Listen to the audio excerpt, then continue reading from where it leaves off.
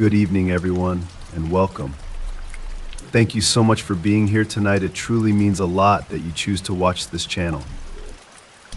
I've got a spine-chilling collection of scary stories set in the rain for you to enjoy. But before we dive in, take a moment to get comfortable, relax, and let the darkness take over.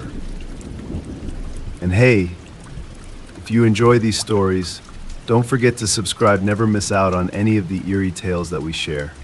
Sit back, relax, and let's get started. The stillness of the night wrapped around the house like a blanket. The clock beside Sarah's bed glowed faintly, reading 3:12 a.m. The soft green hue illuminated her peaceful face as she slept soundly. It had been a long day for Sarah, and she was finally resting, her 7-year-old daughter, Lily, sleeping peacefully in the room next door. The old house creaked occasionally, as it always did, but the noises seemed to blend in with the quiet hum of the wind outside. It was that moment between dreams when a noise from downstairs pulled Sarah back to reality. She blinked sleepily, wondering if she had imagined it. At first it sounded like the wind, or perhaps the house settling in for the night. She strained to listen, trying to calm her racing heart, but then she heard it again, a low, dragging sound, followed by an unmistakable thump. Her heart jumped. Someone was in the house. A rush of adrenaline jolted Sarah fully awake. She sat up, the hair on the back of her neck standing as she listened again. This time, the noise was unmistakable, slow, measured footsteps on the wooden floor downstairs. Panic welled up inside her, and all she could think about was Lily. She needed to protect her daughter. Slipping out of bed, Sarah moved silently down the narrow hallway to her daughter's room. The moonlight spilled through the window, casting faint shadows across Lily's face as she slept, her small frame curled under a blanket adorned with stars. Sarah's hands trembled as she gently shook Lily awake, whispering, "Sweetie, we need to hide, okay? We have to be very quiet." Lily's eyes fluttered open, wide with confusion and drowsiness. But even half asleep, she knew something was wrong. Sarah's voice was tense, her eyes darting nervously. Lily nodded, trusting her mother implicitly, and let Sarah lead her to the closet. Sarah knelt down, kissing her on the forehead. "Stay here no matter what. Don't come out until I tell you, okay?" Closing the closet door, Sarah's heart raced as she turned back to face the hallway. She knew she needed to do something to keep both of them safe. But what? She couldn't run out of the house. They were on the second floor, and she would never make it past the intruders downstairs. Her phone was on the nightstand back in her room, but even that was useless. It was dead. She cursed herself for not charging it, the charger sitting downstairs in the kitchen, right where the intruders were rummaging. Her mind raced, trying to recall anything that could help them. Then she remembered the baseball bat in the hall closet. It wasn't much, but it was better than nothing. It had been Lily's birthday last summer, and Sarah had used the bat to teach her how to swing. Now, it would have to serve a very different purpose. Sarah moved silently back to her bedroom, inching along the wall until she reached the closet. Every step felt like an eternity, every movement a potential giveaway of her presence. As she reached for the closet door, the floorboard creaked beneath her foot. She froze, holding her breath, listening. For a moment, everything downstairs was quiet, and then came the low murmurs, hushed but urgent, of voices talking. The whispers sent a chill down Sarah's spine. She couldn't make out what they were saying, but the urgency in their tone suggested they were searching for something valuable. She grabbed the bat, gripping it tightly in her trembling hands. The metal felt cold and heavy, offering only a small comfort against the overwhelming fear that was gripping her. Sarah crept down the hallway to the top of the staircase, peering down into the darkness below. Her breath caught in her throat as she saw two masked figures, dressed in black, moving quickly around the living room. They were rifling through drawers, tossing items to the floor, looking for anything of value. The moonlight that streamed in through the windows highlighted their silhouettes, making them appear even more menacing. She knew she had to act quickly. If they discovered Lily hiding, there was no telling what they might do. Sarah's hand gripped the bat tighter, her knuckles turning white. Summoning all the courage she could, she took a deep breath and shouted, "Get out of my house. I've called the police." For a moment, there was a stunned silence. The intruder's head snapped up, and they looked at each other in surprise. One of them took a step back, clearly uncertain. Sarah held her breath, praying that her bluff had worked. But then, one of the men started up the stairs, his heavy boots thudding loudly on the wooden steps. Her heart sank as she realized her bluff had failed. The man's eyes were fixed on her, a wild and dangerous look in them. Sarah backed up, her heart pounding so loudly she feared it might give her away. "Stay back," she shouted, but her voice cracked with fear. The man ignored her warning, continuing his slow but determined ascent. He reached the top of the stairs, and Sarah swung the bat with all her might. It connected with his shoulder, the impact reverberating up her arms.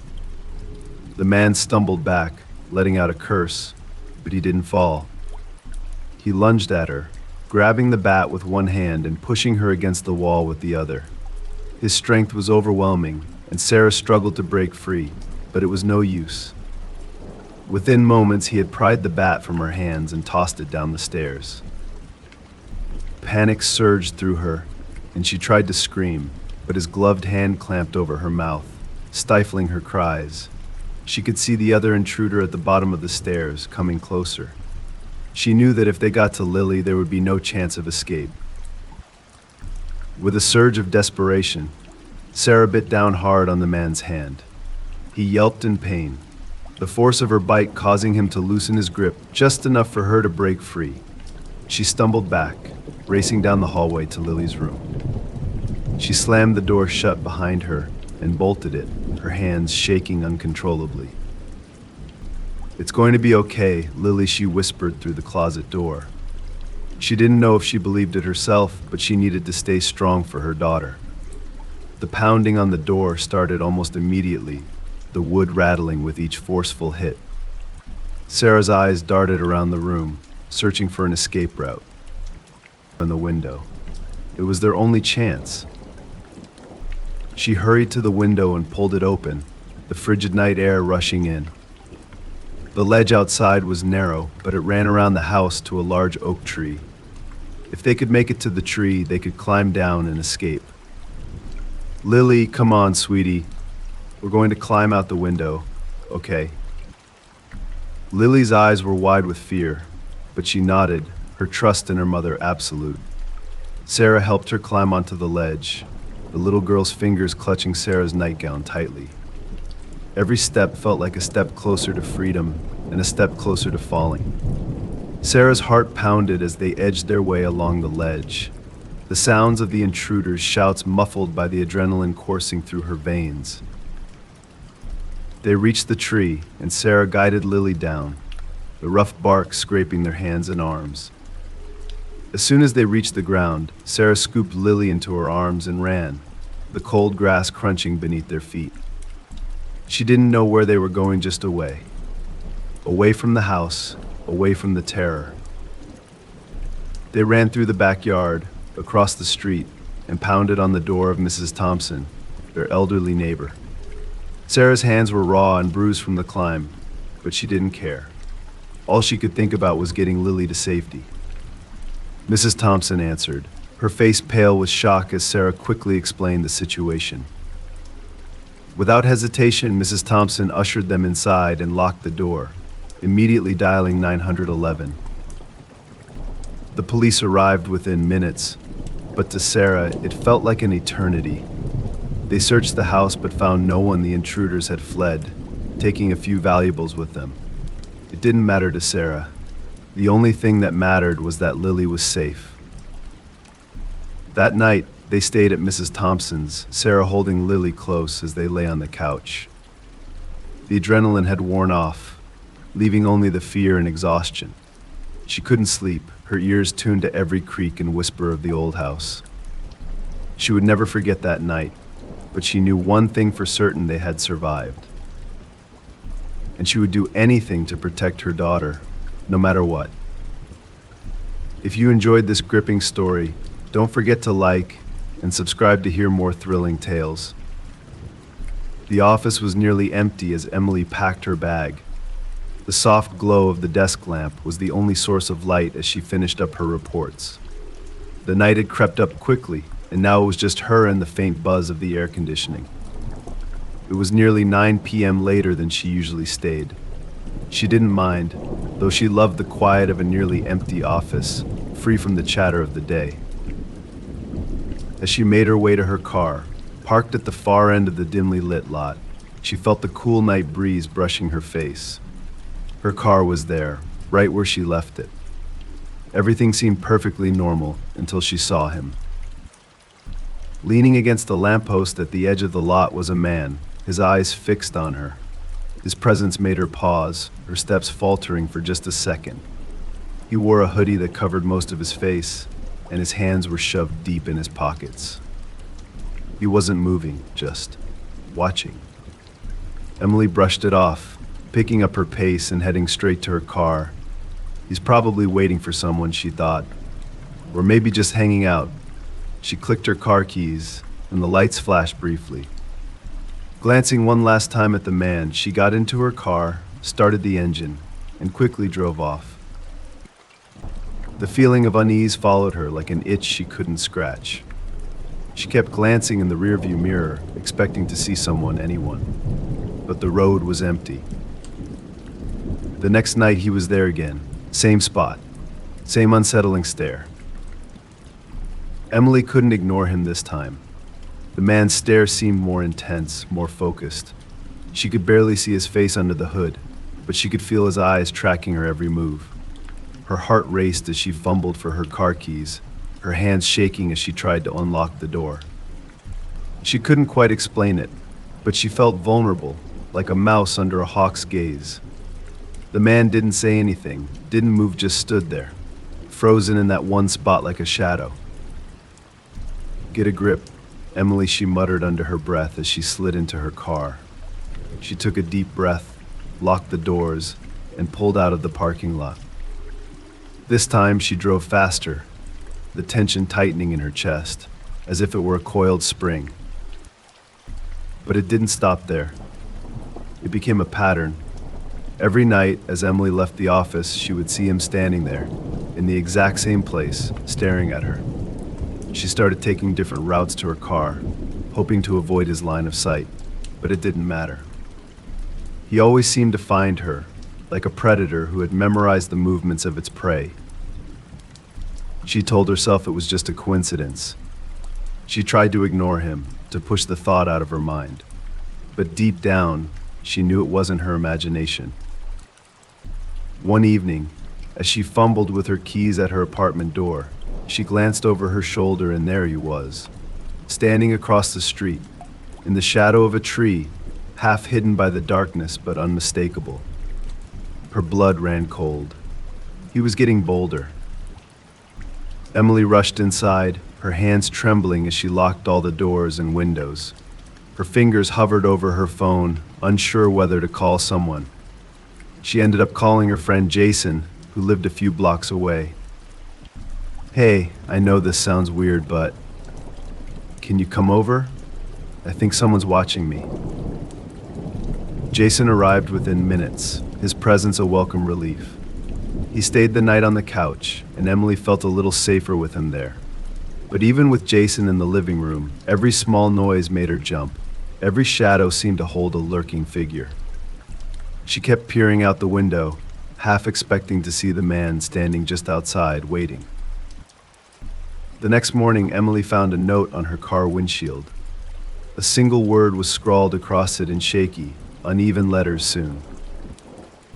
Panic gripped her like a vice. Emily's thoughts raced as she looked around the parking lot. The lot was empty except for a few cars, and there was no sign of anyone.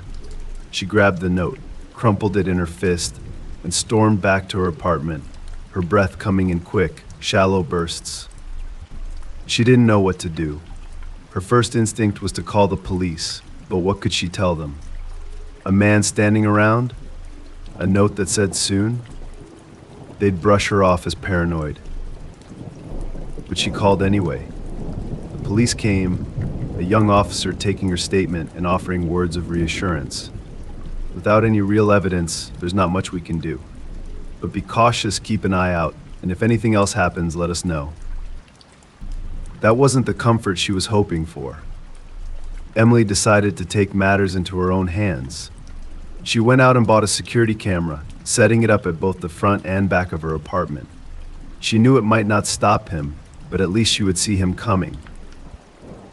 And that night, she saw him on the camera. The footage was grainy, black and white, but clear enough to see the figure standing in her front yard. He lurked in the shadows, pacing back and forth, occasionally stopping to look at the camera. When she saw him on the live feed, her heart raced. She knew he was there watching, waiting. She called the police again, telling them about the camera footage. They arrived within minutes, but by the time they got there, he was gone. Stay inside and keep the doors locked, they advised. We'll do a sweep of the area, but just keep safe. Emily nodded, but the advice felt hollow, like a paper shield against a storm. She stayed up all night, unable to sleep, constantly refreshing the camera feed on her phone. She couldn't shake the feeling of being hunted, the sensation that every shadow was hiding him. A few days later, things escalated. Emily was working from home, hoping that the distance from her office might make her feel safer. But then the phone calls started. They were always silent, just heavy breathing on the other end of the line. Each call left her more and more on edge. She stopped answering, letting them go to voicemail, but they kept coming, day and night. One evening, as Emily was brushing her teeth, she heard a noise coming from the backyard, a soft rustling, like someone trying to be quiet. Her pulse quickened, and she reached for her phone, dialing 911 with trembling hands. But she couldn't just stand there. She grabbed the baseball bat she'd bought for protection and crept toward the back door. Through the small glass window, she saw him. He was there, at the gate, trying to open it, struggling with the lock. The sight of him, so close, so brazen, nearly paralyzed her with fear. She raised the bat, ready to defend herself if he got through. The man saw her through the window, his face half hidden in the darkness, and then he bolted, disappearing into the night. Moments later, the police arrived, lights flashing, but he was already gone. They combed the area but found nothing. It's a good thing you called when you did, one officer told her. Just stay vigilant, and we'll keep an eye on your place. Emily thought things couldn't get worse, but she was wrong. A few nights later, she woke up to the sound of shattering glass. Her heart leaped into her throat as she bolted upright. The living room window had been smashed, glass shards scattered across the floor. Her eyes quickly scanned the room, searching for any movement, any sign of him. Then she saw a brick lying amidst the glass, and attached to it was another note, taped securely to the brick. It was a single word again tonight. Emily knew she couldn't stay there any longer. She packed a small bag, threw on some clothes, and drove to Jason's apartment. She explained everything, her voice shaking, and Jason insisted she stay with him until it was safe. That night, Jason and Emily sat in the living room, huddled together and watching the live feed from the security cameras. Every rustle of wind, every stray cat passing by on the camera made them jump. It was past midnight when they saw him again. He approached the front door of Emily's apartment, trying the handle, and when he couldn't get in, he moved toward the shattered window. Jason called the police immediately, his voice tense and hurried. They watched, holding their breath, as the police cars pulled up to the house. The officers moved quickly, and before the man could escape, they had him pinned to the ground and arrested. It was over. The man was a local with a disturbing history of stalking. When the police searched his apartment, they found more notes, detailed observations of Emily's daily life, and chilling drawings of her home. He had been planning something sinister for weeks. Emily felt a wave of relief wash over her, but she knew the fear wouldn't disappear overnight. The police assured her he was behind bars, and for the first time in what felt like forever, she felt a sense of safety. Emily never forgot the feeling of being watched, of being hunted. But she also never forgot how she stood up against the fear, refusing to let it control her life. And as she moved on, she knew she would never let anyone make her feel powerless again. The sun hung low in the sky, casting an orange glow over the barren fields as Allison drove down the dusty, winding road. Her car bounced along the gravel path that led to the old farmhouse, a property she had listed for sale for over a year. It was the last place she wanted to be at the end of a long day, but she had agreed to meet a potential buyer there after he insisted on an evening walkthrough. The farmhouse had a reputation. The previous owner had died under mysterious circumstances, which, combined with its dilapidated state, made selling it nearly impossible. But a sale would mean a decent commission, and Allison was desperate to close the deal. So when the man on the phone expressed interest, offering to pay in cash and requesting a quick sale, she jumped at the chance. As she pulled up to the house, she glanced at her watch. 6:15 p.m. The man had said he'd arrive around 6:30. The place looked even creepier than usual in the fading light. The house was barely standing, paint peeled off the walls in large flakes, and the wooden porch sagged like it was about to collapse. The whole place seemed to groan under the weight of time and neglect. But Allison tried to push the unsettling feeling away. She had a job to do. Stepping out of the car, she took a deep breath of the crisp evening air and made her way to the front door. She fiddled with the lock, which seemed to stick more every time she tried to open it. The door creaked loudly as it swung open, revealing the dusty interior of the house. Inside, the floorboards whined with every step, and the air smelled of mold and decay. Dust particles danced in the fading light that streamed through the broken windows. She flicked the light switch on, but only one bulb flickered weakly to life. The electricity was shoddy, and Allison had warned the buyer about the state of the house. But he didn't seem to mind. He only wanted to know one thing over the phone: will it be vacant when we meet? And it was. Just Allison and the house's eerie emptiness. As she walked through the first floor, rehearsing what she would say about its charm and potential, she heard a car approaching. She peered out of the window and saw an old, rusty pickup truck pull up behind her car. A man stepped out. He was tall, wore a dark jacket, and had a hat pulled low over his face. The brim cast a shadow obscuring his features. He closed the truck door and stood still for a moment, just staring at the house. Allison forced a smile and stepped out onto the porch to greet him.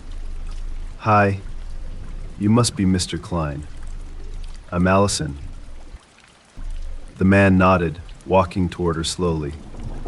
"Yes, sorry if I'm late." His voice was low and raspy, sending a slight chill down her spine.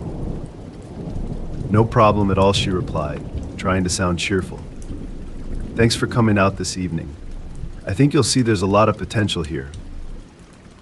He nodded again, and she gestured for him to follow her inside. The man's footsteps were heavy as he climbed the creaky stairs onto the porch. She could smell a faint odor of gasoline on him as he passed her into the house. Once inside, he stood silently in the foyer, looking around with slow, deliberate movements.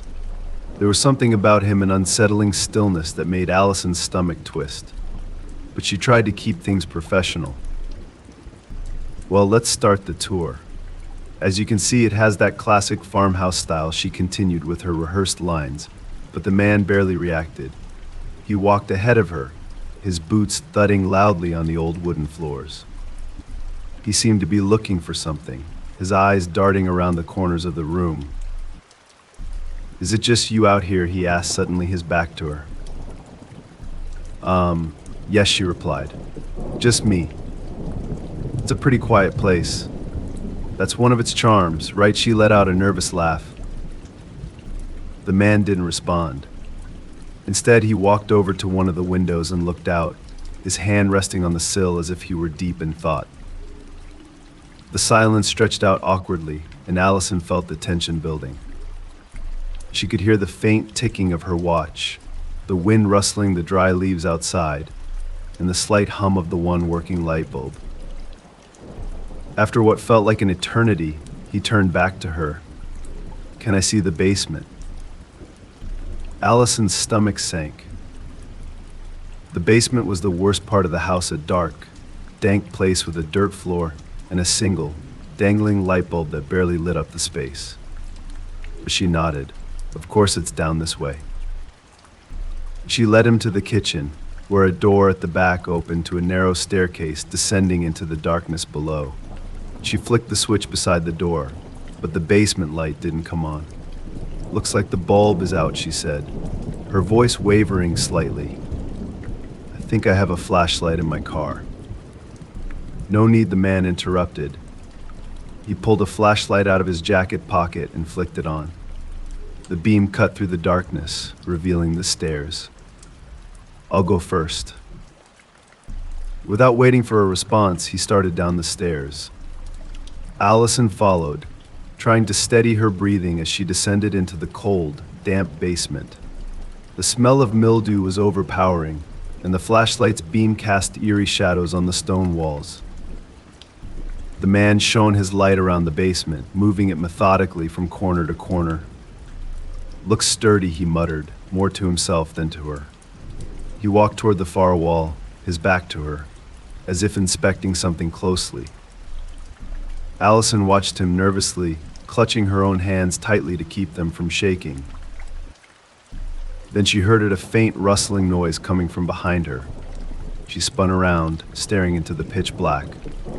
"Hello," she called out, her voice trembling. The basement was supposed to be empty. She strained her ears, but the noise had stopped. She was about to turn back to the man when she felt something brush against her ankle, a sensation so light and quick that she almost doubted it happened. Her heart pounded. "Did you hear that?" she asked, turning back to the man, but he didn't respond.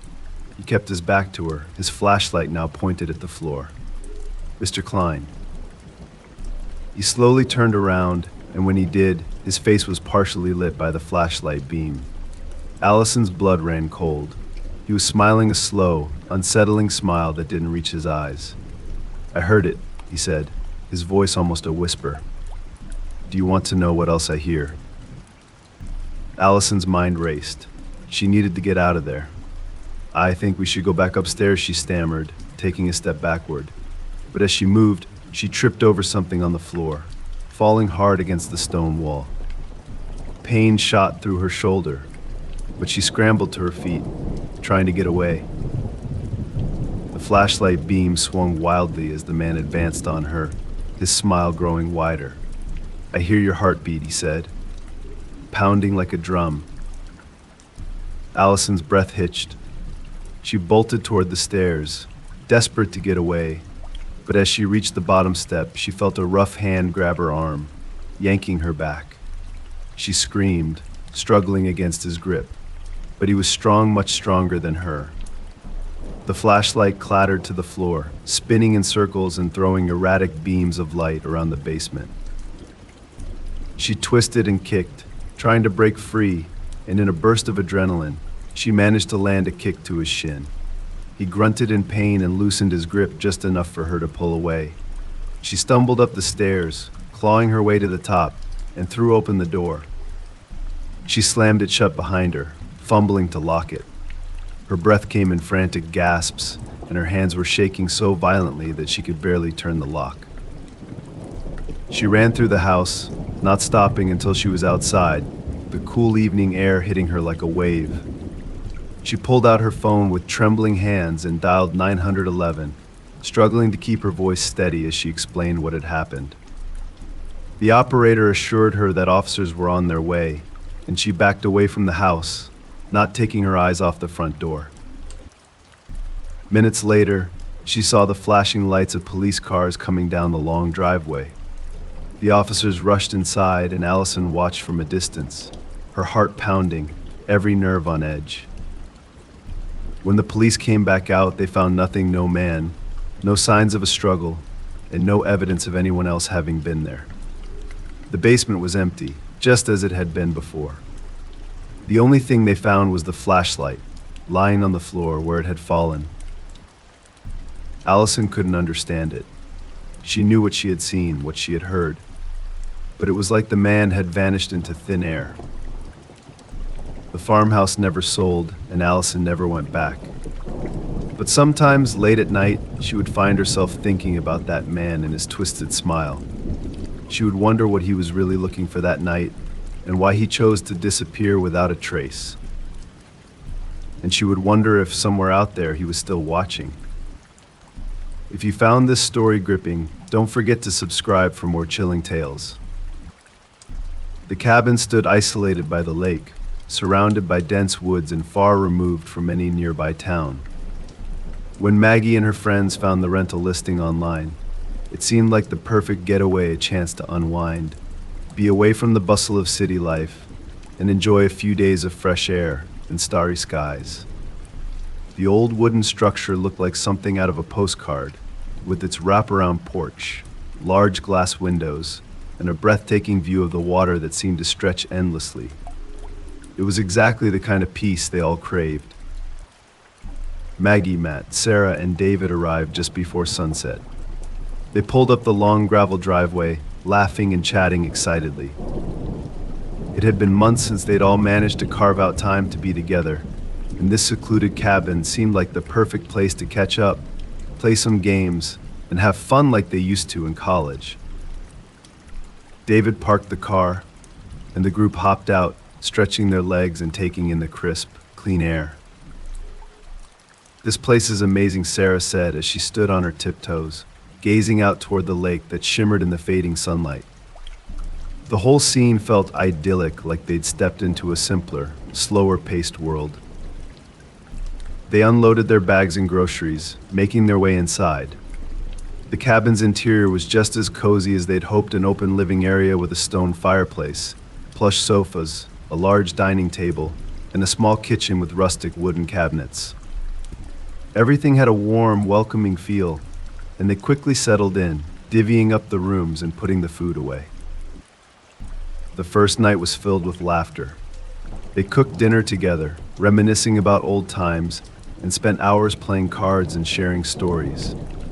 It wasn't until nearly midnight that they all started to wind down, each retreating to their respective rooms. Maggie's room faced the lake, and as she crawled into bed, she looked out the window at the stillness of the water. Everything was so calm, so quiet. With a content sigh, she drifted off to sleep. Maggie woke up suddenly a few hours later. The room was dark, but the moonlight streaming through the window created ghostly patterns on the wooden floor. She wasn't sure what had woken her, a sound, maybe. She lay still, listening, her eyes darting around the room. But all she heard was the soft rustling of the wind through the trees and the occasional creak of the cabin's old wooden frame. She tried to shake off the uneasy feeling and closed her eyes, but then she heard a faint scratching sound. It was coming from outside, near the window. Maggie's heart pounded in her chest, and she held her breath, straining to listen. The scratching was slow and deliberate, like someone dragging their fingernails across the wood. But when she mustered the courage to look out the window, there was nothing, just darkness and the faint outline of the trees swaying in the wind. Probably just an animal, she told herself, pulling the covers tightly around her. She lay awake for what felt like hours, her eyes flicking back and forth between the window and the door, waiting for any sign of movement. Eventually, exhaustion overtook her, and she fell back into a fitful sleep. The next morning, she brushed it off as her imagination. Over breakfast, Maggie mentioned the noise to the group, but they all laughed it off. "It's just an old cabin," Mags David said, shoveling pancakes onto his plate. "These places make noises, that's all." The day passed by in a blur of kayaking, hiking, and swimming in the lake. They spent hours outdoors, soaking up the sunshine and fresh air, and by evening, the earlier unease had all but disappeared. They built a bonfire by the lake, roasting marshmallows and telling ghost stories as the flames crackled and the stars filled the sky. But as the night wore on, the atmosphere changed. The wind picked up, blowing in gusts that sent chills down their spines. The once quiet wood seemed to come alive with sounds: the rustling of leaves, the snapping of twigs, the distant calls of animals. And when the bonfire began to die down, they all agreed to head back inside. As they settled into their rooms, Maggie felt a strange sense of dread wash over her. She couldn't shake the feeling that they were being watched. She closed her blinds tightly, trying to block out the darkness and the sense that something or someone was lurking just outside. Hours later, she woke up to the sound of footsteps, slow, deliberate, and heavy. They were coming from the hallway just outside her door. Maggie's body went rigid, her ears straining to make sense of the sounds. Her first thought was that one of her friends had gotten up to use the bathroom, but the way the footsteps moved pacing back and forth, stopping every few steps, didn't make sense. It was as if someone was listening, waiting. She threw back her covers and crept to the door, pressing her ear against the wood. The footsteps stopped suddenly, as if the person on the other side could sense her there. She quickly retreated back to her bed, grabbing her phone and frantically texting Sarah. "Are you awake?" The screen stayed dark. Maggie stared at it, willing a reply to come through, but nothing happened. She waited, holding her breath, the minutes ticking by. When she finally heard Sarah's door creak open, followed by her whispered voice, "Mags, you up?" Maggie rushed to the door and opened it a crack. "Yeah," she whispered back. "Did you hear that?" "Yeah, I thought it was you." They stood there in silence, the only sound their own shallow breathing. The footsteps had stopped, but the tension hung thick in the air. Finally, Sarah pushed open Maggie's door all the way, and they crept down the hallway together, waking up David and Matt. They all stood there, bleary-eyed and confused, but none of them admitted to being the source of the footsteps. "Let's check it out," David said, grabbing a flashlight from the kitchen drawer. They made their way through the cabin, opening doors, peering out windows, and checking every corner. But there was no one. The cabin was empty, and the doors were still locked. The group tried to brush it off as one of those unexplainable noises that old houses make, but the unease lingered. They ended up sleeping in the living room together, all four of them huddled on the sofas, the fireplace providing a faint orange glow that did little to dispel the darkness. The next day, Maggie decided to check the cabin's perimeter. She needed to prove to herself that there was nothing out there, no hidden threat, no creepy stalker watching from the woods. But as she made her way around to the side of the house, her heart sank. There, just outside her window, were scratches in the wood, deep, fresh, and jagged, like someone had taken a knife and gouged it repeatedly into the frame. She ran back inside, her hands shaking as she called the others over. When they saw the marks, the fear in their eyes mirrored her own. "That's not an animal," Matt said, his voice barely above a whisper. They decided to leave that day, packing up their things in a frantic hurry. But as they made their way to the car, Maggie looked back at the cabin one last time, her eyes scanning the windows and the porch. And then she saw movement in the window of the room where she'd slept. Just a shadow, quick and fleeting, but enough to make her freeze in her tracks. "Come on," Mags David shouted, already starting the car. "Let's go." She ran to the car, slamming the door shut as they sped down the gravel driveway, the cabin shrinking into the distance. No one spoke the entire drive back to the city, the tension hanging thick like fog. They didn't talk about the noises, the scratches, or the shadow in the window. They just drove, wanting to put as much distance as possible between themselves and whatever had lurked around that cabin.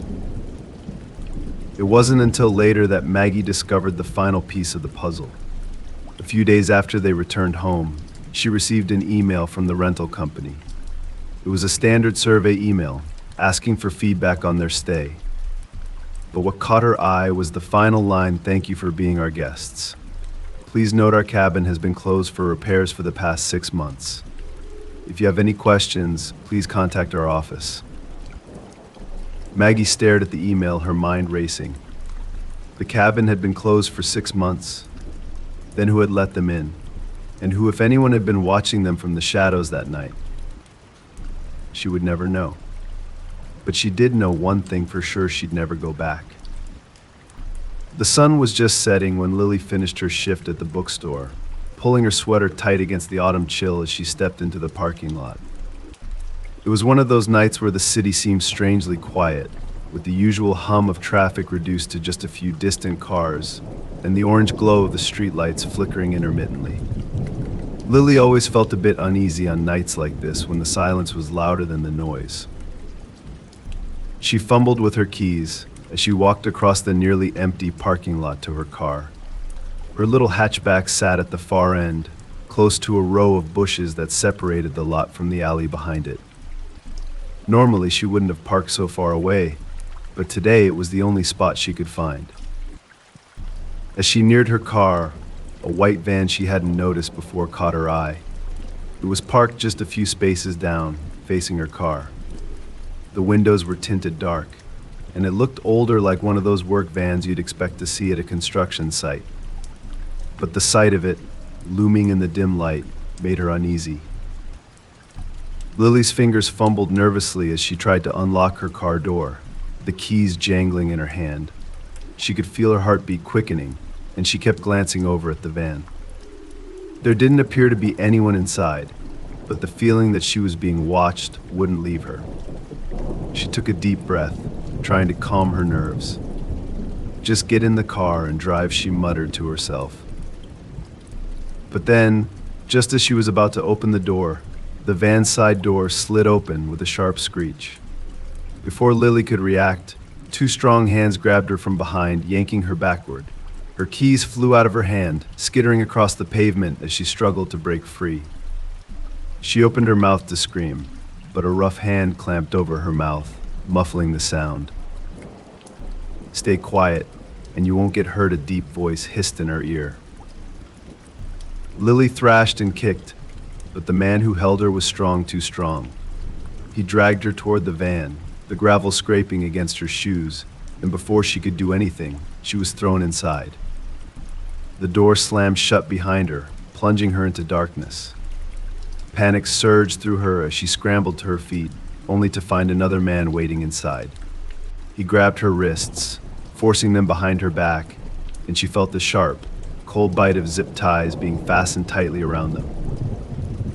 Tears filled her eyes as she tried to make sense of what was happening. Why were they doing this? Who were these people? Her mind raced with fear, each thought more horrifying than the last. The van's engine roared to life, and Lily was thrown to the floor as it lurched forward, speeding out of the parking lot and into the night. The interior of the van was cold and smelled of gasoline. She could hear the faint sound of the radio crackling, and the man sitting beside her was just a silhouette in the darkness. He didn't say anything, he just sat there, staring down at her with an expression she couldn't read. Please let me go," Lily pleaded, her voice trembling. "I won't say anything, I promise." The man said nothing. He just glanced toward the driver, who grunted in response. "Shut her up if she keeps talking," the driver growled. Lily fell silent, her mind spinning. She tried to remember everything she could about the parking lot, the van, the faces of her captors, anything that might help her later. But the reality of her situation was sinking in fast. She was trapped, alone, and no one knew where she was. The van drove for what felt like hours, weaving through streets and taking turns that disoriented her completely. She tried to keep track of where they were going, but every bump and turn only made her feel more lost. All she could do was pray that they would let her go, that this was some kind of horrible mistake. Finally, the van slowed, and Lily felt it turn onto a rough, uneven road. The sound of gravel crunching beneath the tires was loud and jarring, and she realized they must be far from the city now, somewhere isolated, somewhere no one would hear her if she screamed. The van came to a stop, and for a moment, everything was quiet. Then the side door slid open again, and the cold night air rushed in. The man beside her grabbed her by the arm, yanking her to her feet. "Out," he said, his voice low and commanding. Lily stumbled out of the van, her legs unsteady beneath her. They were in some sort of clearing, surrounded by tall trees that loomed like dark giants against the moonlit sky. In the distance, she could see the faint outline of a small cabin, its windows dark and its walls covered in vines and moss. The place looked abandoned, forgotten. "Walk," the man ordered, shoving her toward the cabin. Lily's feet dragged against the ground, and she tried to look around, to find something, anything that might help her escape. But there was nothing. No signs of life, no road nearby, just the endless woods and the eerie silence. When they reached the cabin, the driver pulled out a set of keys and unlocked the door. The wooden door creaked loudly as it swung open, and Lily was pushed inside. The interior was just as bleak as the outside, dusty, with old furniture covered in sheets and cobwebs hanging from the ceiling. The air was damp and musty, and the only light came from the moon peeking through a small, broken window. "Sit," the man ordered, forcing her down onto a chair. He quickly tied her ankles to the legs of the chair, securing the zip ties so tightly that they dug into her skin. She winced, biting back tears. The driver leaned against the wall, crossing his arms as if this were just another day on the job. What do you want from me?" Lily asked, her voice barely a whisper.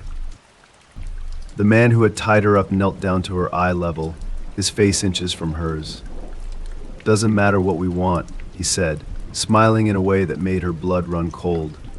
"You just do what you're told, and you'll make it through the night." And with that, they left her there, alone in the cabin, tied to a chair with nothing but the darkness and her fear. The door slammed shut behind them, and she could hear the sound of a padlock clicking into place. She was trapped. Lily's mind raced as she tugged at the zip ties, hoping against hope that they might give way. But they didn't budge. Her wrists and ankles ached from the pressure, and her body shook with sobs as the weight of her situation crashed down on her. She didn't know who these men were, why they had taken her, or what they planned to do. She needed to think. Needed to find a way out. She scanned the room, looking for anything sharp, something she could use to cut the ties. But the cabin was empty, stripped bare of anything that could be of help. The more she looked, the more desperate she became. Then she heard it. A soft, scraping sound from outside. Her heart pounded, and she held her breath, listening. The sound came again, louder this time, like someone was trying to force the door open. Lily's mind spun with fear. Were they coming back to hurt her? Had they changed their plans? And then the door burst open, and light flooded the room. Lily squinted against the brightness, her eyes adjusting just in time to see the silhouette of a figure standing in the doorway. It wasn't one of the men, it was someone else, a stranger with a panicked look on their face. "Are you Lily?" the stranger asked, rushing toward her. Lily nodded, too stunned to speak.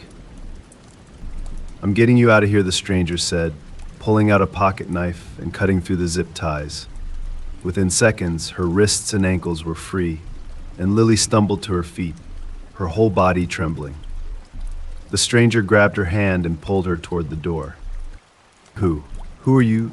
she asked as they ran outside. "No time to explain," the stranger replied. "Just run." And they did. They ran through the woods, tripping over roots and branches, the cold night air stinging their lungs. Lily's heart pounded as they sprinted toward safety, the sound of the van's engine roaring to life behind them. She didn't know who the stranger was or why they were helping her, but right now it didn't matter. All that mattered was getting away, getting far, far away from that cabin, from those men, and from whatever nightmare they had planned for her. They ran until they reached a road, where a passing car stopped to help. And as Lily climbed into the safety of the back seat, she knew she would never take another night for granted again. When Sarah and her friends rented a secluded lake house for a summer getaway, They hoped for a week filled with swimming, bonfires, and laughter. The house itself was a charming, vintage structure set against the backdrop of a peaceful lake, with a forest bordering its other side. Jason, Sarah's best friend, had found the rental on a vacation site, promising everyone a perfect retreat from the chaos of city life. They arrived on a hot Sunday afternoon, their spirits high. The group consisted of Sarah, her boyfriend Mike, Jason and his girlfriend Emily, and two more friends, Lisa and David. They unpacked their things, chose their rooms, and took in the view of the lake. The house was spacious, with a large living room, a roomy kitchen, and an attic that Jason had claimed for himself and Emily. All seemed perfect until the first night. The group gathered around a bonfire they built near the lake, the warm flames flickering as they shared stories, laughed, and roasted marshmallows. At one point, as the laughter died down and they stared into the mesmerizing flames, Lisa broke the silence. "Does anyone else feel like they're being watched?" she asked, her voice barely a whisper. The others chuckled nervously, brushing off her comment as a joke. "It's just the isolation getting to you," Lisa Mike said, playfully nudging her. But as the fire burned on and the shadows grew longer, everyone found themselves glancing over their shoulders, feeling the weight of unseen eyes. Later that night, after they'd all gone to bed, Sarah woke suddenly. She wasn't sure why at first it felt like an instinct. The house was silent, save for the occasional creak of the old wooden floors. She lay there, heart pounding, until she heard a faint sound like footsteps moving across the upstairs hallway. It wasn't just the house settling, it was unmistakably the sound of someone moving. Sarah sat up and strained to listen. The footsteps grew closer to her door before stopping abruptly. The silence that followed was heavy, almost oppressive. For what felt like an eternity, she heard nothing more. Eventually, she convinced herself that it must have been one of the others and fell back into an uneasy sleep. The next morning, as the group gathered for breakfast, Sarah brought it up. "Did anyone get up last night?" she asked, trying to sound casual. Everyone shook their heads, clearly puzzled. "Nope, I was out like a light," said Jason, pouring himself a cup of coffee. Mike shrugged. "Maybe you were dreaming." Sarah wanted to believe it, but the unease lingered throughout the day. They spent the afternoon swimming in the lake, the sun warm on their skin. For a moment, she let go of the unease from the night before and enjoyed the water, the laughter of her friends, and the smell of barbecue as Mike started grilling for lunch. However, when Emily went back inside to grab more drinks, she came out looking pale and unsettled. "Guys, did one of you move my bag?" Emily asked, her voice unsteady. The group turned to look at her. "What do you mean?" David asked. Emily bit her lip, clearly anxious. "I left my bag in the attic, but when I went to get it, it was downstairs, right by the basement door." The group exchanged uneasy glances. They tried to come up with a reasonable explanation, maybe the bag had fallen, or Emily had moved it without thinking, but they all knew that wasn't the case. The bag was heavy, and the basement door had been locked as they arrived. Trying to shake off the fear, they continued with their day. But as the sun set, bringing with it the darkness of the forest and the house, the tension returned. That night, while everyone was asleep, Sarah woke again, this time to a different sound. It was a soft, rhythmic tapping, like someone gently knocking on the window. She turned to look at the window next to her bed, the curtains drawn shut. The tapping grew louder, more insistent. "Mike," she whispered, shaking him awake. "Do you hear that?" Mike, half asleep, groaned and rolled over. "It's probably just a branch in the wind, babe." But there was no wind. The air was still, and Sarah knew the difference between a branch scraping against the house and someone knocking. She got out of bed, her heart racing, and pulled back the curtain just a sliver.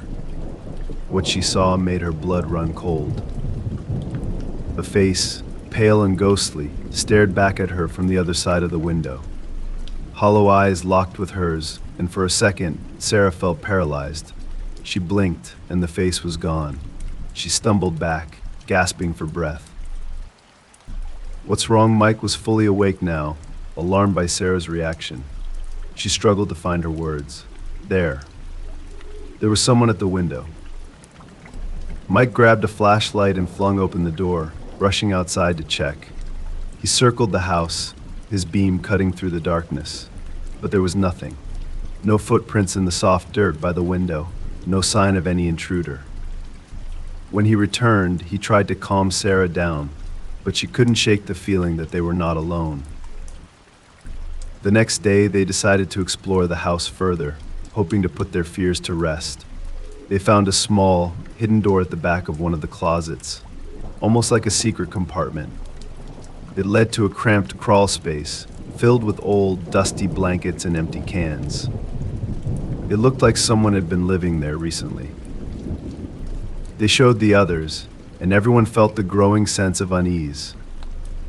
They tried to laugh it off, joking that it was probably just a hiding spot for a kid. But the mood had shifted, and the house no longer felt like a cozy retreat. As they sat around the fire that night, the group stayed closer together. They drank more than usual, trying to drown out the fear. But when the attic door slammed shut on its own, the laughter died instantly. Jason ran inside, flashlight in hand, but found nothing. The group was on edge, and they all agreed to sleep in pairs for the rest of the trip. The following days were filled with strange occurrences, items going missing and reappearing in odd places, muddy footprints leading from the lake to the back porch, and once, a whispering sound that echoed through the house late at night. Every time they tried to find the source, it would stop, leaving them in an eerie silence. By the fifth night, they were all exhausted and terrified. They decided to stay up in shifts, watching for any signs of the intruder. Around 3 a.m., it was Sarah's turn to keep watch. She sat in the living room, trying to stay awake, when she heard faint whispers coming from the hallway.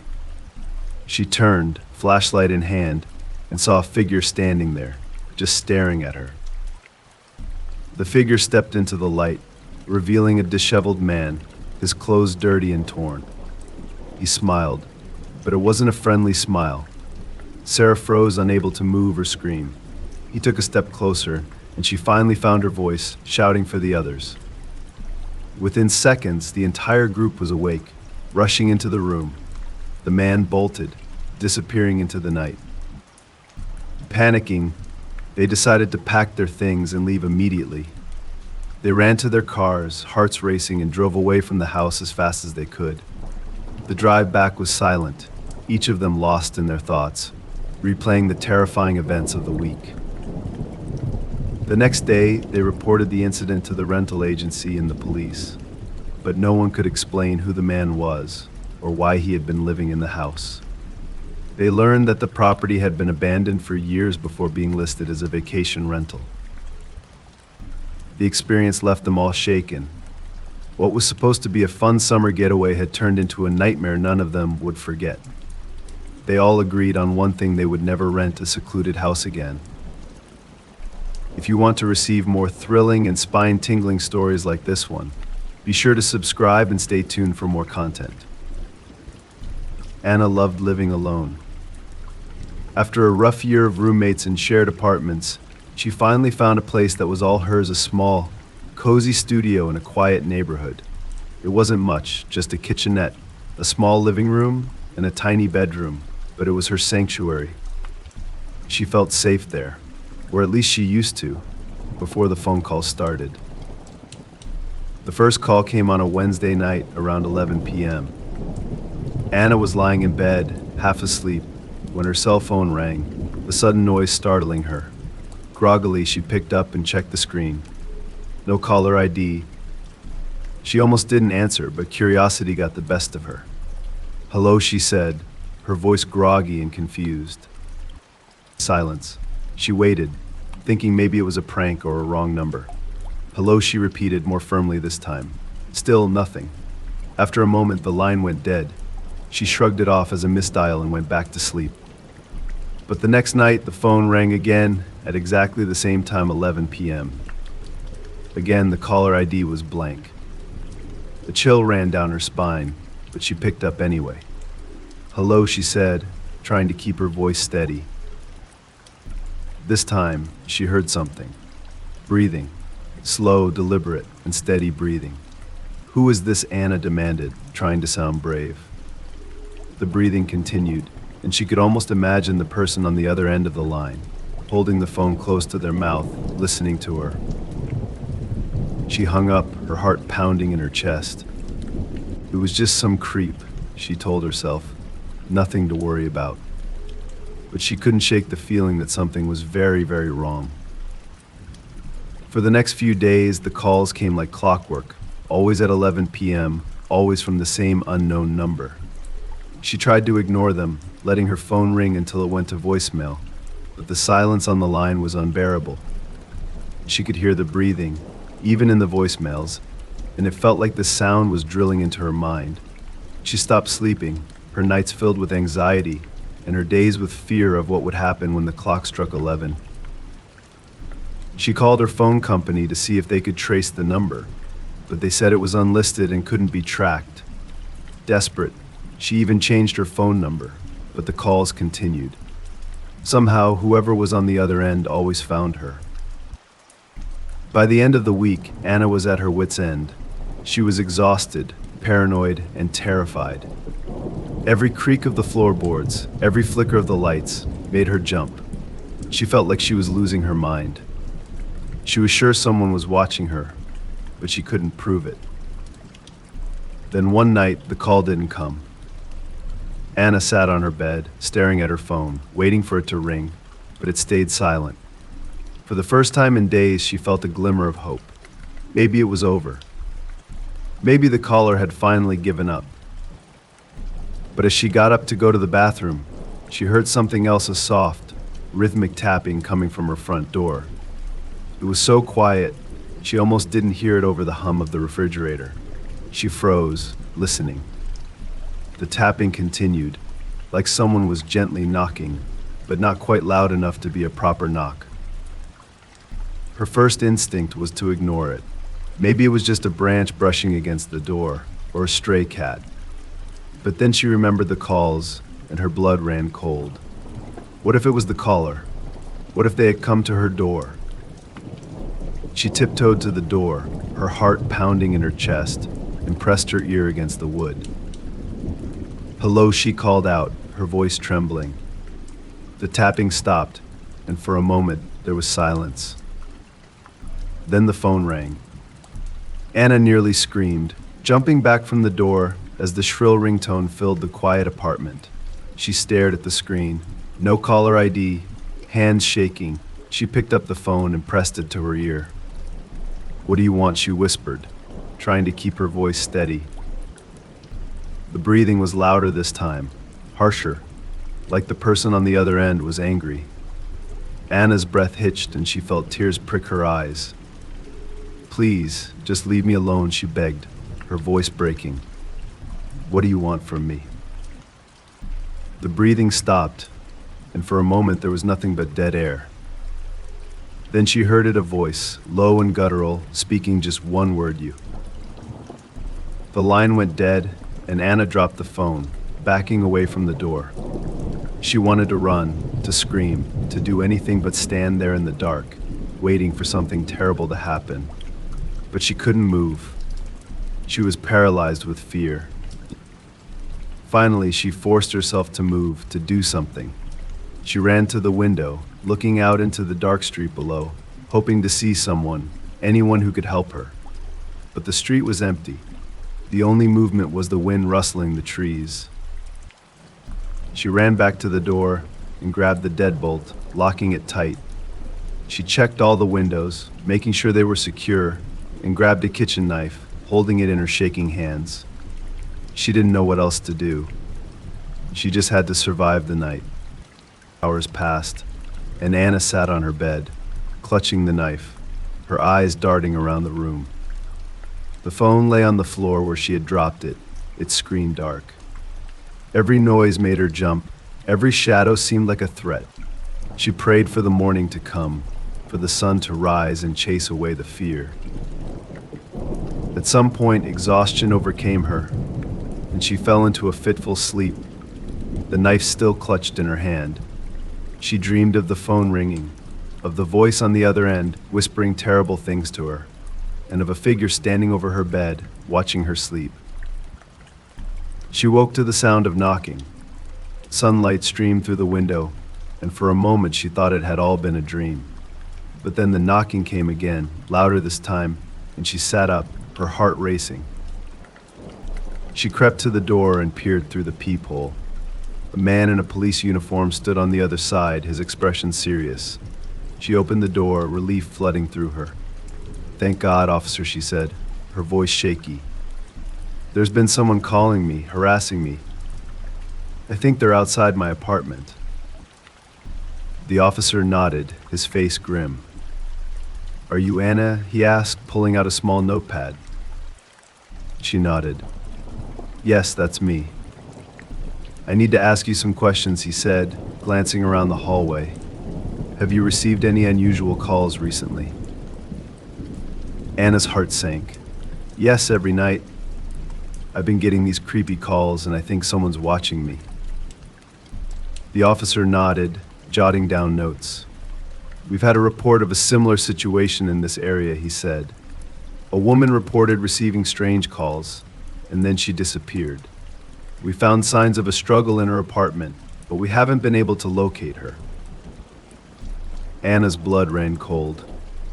Do you think it's the same person?" she asked, her voice trembling. The officer met her eyes, his expression grave. "It's possible," he said. "I'm going to need to check your apartment, make sure everything is safe." Anna stepped aside, letting the officer in. He moved through the apartment, checking the windows and closets, looking for any sign of an intruder. Anna followed him, feeling a small measure of safety in his presence. When he finished, he turned to her. "Everything seems secure," he said. "But I'll have a patrol car come by tonight, just to make sure you're safe. And if you receive any more calls, you let us know immediately." Anna nodded, tears of relief welling in her eyes. "Thank you, officer," she said. "I'll keep my phone with me at all times." He gave her a reassuring smile. "You're going to be okay," he said. "We'll find whoever is doing this." He left, and Anna closed the door behind him, feeling like a weight had been lifted off her shoulders. She still felt nervous, but at least she wasn't alone anymore. Someone knew what was happening, and they were going to help her. That night, she sat on her couch, watching TV with the volume low, waiting for the phone to ring. She knew the calls would come, but she felt ready for them. When the clock struck 11, her phone lit up, the familiar unknown number flashing on the screen. She took a deep breath and answered. "Hello," she said, her voice steady. Silence. Then, the breathing. But this time, Anna wasn't afraid. "I know you're out there," she said, her voice firm.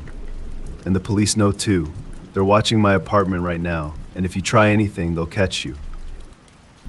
The breathing stopped, and for a moment there was silence. Then the voice came again, low and mocking. "Are they watching right now?" it asked. "Are you sure?" Anna's heart skipped a beat. She ran to the window, looking out at the street. The patrol car that was supposed to be there was gone. She barely had time to react before the lights in her apartment went out, plunging her into darkness. She heard footsteps behind her, and then the line went dead. Matt had always been an outdoor enthusiast.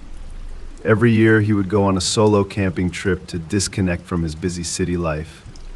It was his way of clearing his mind, getting away from work stress, and connecting with nature. This time, he chose a remote forest deep in the mountains, far away from any towns or trails. The forest was dense and untouched, the perfect place for him to lose himself. He set up his camp on the first day, right by a crystal-clear river. The tranquility of the water flowing, the rustle of leaves in the wind, and the chorus of birds felt like a different world, exactly what he needed. He pitched his tent, built a fire, and by nightfall, he was sitting on a log by the fire, cooking a small meal and enjoying the silence. The woods were serene, with no other campers around, and Matt relished the solitude. He stayed up late that first night, gazing at the stars. The sky was clear, the stars bright and numerous, and the only sounds were the occasional crackle of the fire and the distant howl of a wolf. He eventually retired to his tent and fell into a deep, peaceful sleep. The next morning was just as perfect. The sunrise filtered through the trees, casting long shadows over the campsite, and the air was cool and fresh. After breakfast, Matt decided to explore the forest further. He knew he had to stay within a reasonable distance from his camp, so he marked trees with bright orange tape as he ventured deeper into the woods. After hours of wandering, Matt found an open clearing surrounded by tall, thick trees. At the far end of the clearing stood an old, abandoned cabin. It looked ancient, with its wood rotting and covered in vines, the roof partially caved in. Curious, he approached the cabin slowly, wondering how such a place could exist in the middle of nowhere. The door was slightly ajar, and with a bit of a push, it creaked open, revealing the darkness inside. He peered in, using his flashlight to look around. The cabin was empty save for an old table, a few broken chairs, and a fireplace that looked like it hadn't been used in decades. There was something eerie about the place, a feeling that made the hair on the back of his neck stand up. But Matt was rational. It was just an old, abandoned cabin, after all. He took a quick look around and then left, heading back to his campsite. For the rest of the day, he couldn't shake the odd feeling that the cabin had given him, but he told himself it was just his imagination playing tricks on him. That night, as he sat by his campfire, he stared off into the darkness of the forest, feeling as if he was being watched. When it came time to sleep, Matt crawled into his tent and zipped it shut, trying to put the unsettling feeling out of his mind. He told himself he was overreacting. He was in the middle of the forest, far from anyone, and he was safe. He eventually fell into a restless sleep, his dreams filled with shadows moving in the dark. He awoke suddenly in the middle of the night, his eyes snapping open. Something had woken him, but he wasn't sure what. He listened carefully, his heart pounding. It was then that he heard its soft footsteps, circling around his tent. They were slow and deliberate, like someone trying to sneak up without being noticed. Matt's breath hitched. He had seen no one else in the forest, no signs of other campers or hikers. The footsteps continued, crunching softly on the underbrush. He grabbed his flashlight, his hand shaking, and unzipped the tent slowly. He shone the light outside, sweeping it around the campsite. Nothing. There was no one there, just the darkness and the tall, looming trees. He stepped out of the tent, still holding the flashlight, and did a full circle around the camp. But he found nothing out of place, no footprints, no signs of animals. He went back to bed, his nerves on edge, and eventually fell back into an uneasy sleep. The next morning, Matt felt exhausted. He had barely slept, and his nerves were frayed. He chalked it up to the isolation and his mind playing tricks on him. But as he looked around the campsite, he noticed something that made his blood run cold. On the ground, in a perfect circle around his tent, were footprints. Human footprints. Matt's first instinct was to pack up and leave. But as he looked around the forest, he felt a stubbornness rise within him. He wasn't going to let some prankster or crazy person ruin his trip. He was going to stay and enjoy his camping, and whoever was out there could just deal with it. He spent the day close to camp, his knife always within reach, and he made sure to keep the fire burning brightly, even in the daytime. He listened for any signs of movement, but the forest was quiet, peaceful even. It was as if nothing had happened, and by evening, he felt a little more at ease. Maybe it was just a passing hiker, or maybe even his own tracks that he had somehow not noticed before. But that night, it happened again. He was woken up by the sound of footsteps. this time closer, right outside his tent. He could hear breathing, low and raspy, and then silence. He didn't dare move, didn't dare make a sound. He clutched his knife tightly, his whole body tense. Then something brushed against the side of the tent, a soft, dragging sound, like fingers sliding across the fabric. Matt felt his heart racing, his pulse pounding in his ears. He knew he should get out, confront whoever was out there, but fear paralyzed him. He stayed still, holding his breath, until the noises eventually faded away. The next morning, Matt was done. He packed up his things quickly, looking over his shoulder every few seconds, and started heading back to the trailhead. But as he reached the clearing where the cabin stood, he heard something that made him stop dead in his tracks. Singing. Soft, melodic singing, coming from the direction of the cabin. It sounded like a woman's voice, haunting and beautiful, carrying through the trees. Matt's curiosity got the best of him, and against his better judgment, he approached the cabin, the singing growing louder with each step. When he reached the cabin, he pushed open the door, expecting to find someone inside. But it was empty. The singing was gone, and all he could hear was the sound of his own breathing. He stepped inside, looking around for any sign of life, but the cabin was just as empty as it had been before. As he turned to leave, he noticed something carved into the wall near the fireplace symbols, strange and unfamiliar, that hadn't been there the day before. They were scratched deep into the wood, and as he ran his fingers over them, he felt a sharp pain in his head, like a sudden migraine. Dizzy and disoriented, Matt stumbled out of the cabin and back into the clearing. He started to run, desperate to get back to his campsite and leave the forest. But as he ran, the forest seemed to close in around him, the trees growing thicker and the path harder to see. He stumbled and fell, scraping his hands on the rocks and dirt. When he looked up, he saw a figure standing just a few feet away. It was a woman, her face hidden by long, dark hair, her dress tattered and old. She stood still, watching him, and Matt felt a cold dread wash over him. Who are you?" he managed to say, his voice barely a whisper. The woman didn't answer. She just stood there, staring at him with eyes that seemed to glow in the darkness. And then she began to sing, the same haunting melody he had heard before, but this time it felt like it was coming from inside his head, echoing through his thoughts. Matt scrambled to his feet and ran, the woman's voice following him, the song growing louder and louder. He didn't stop until he reached his campsite, his breath coming in ragged gasps.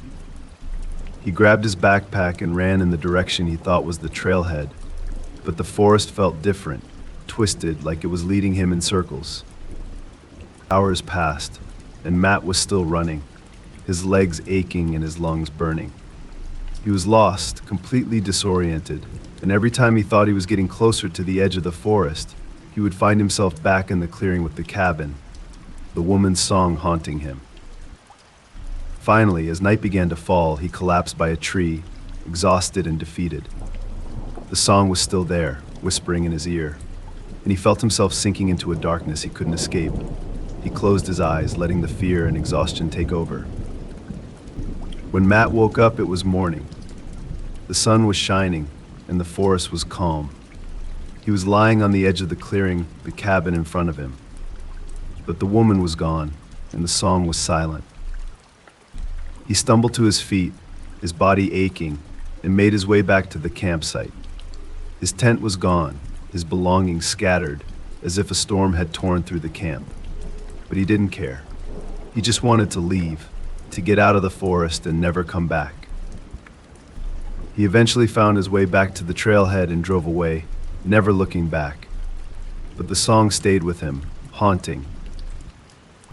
His dreams, a reminder of the shadow in the forest that would never let him go. If you're enjoying these spine-tingling tales and want to keep up with every new story, be sure to subscribe for regular updates and more chilling content. It was supposed to be just another late-night drive for Luke.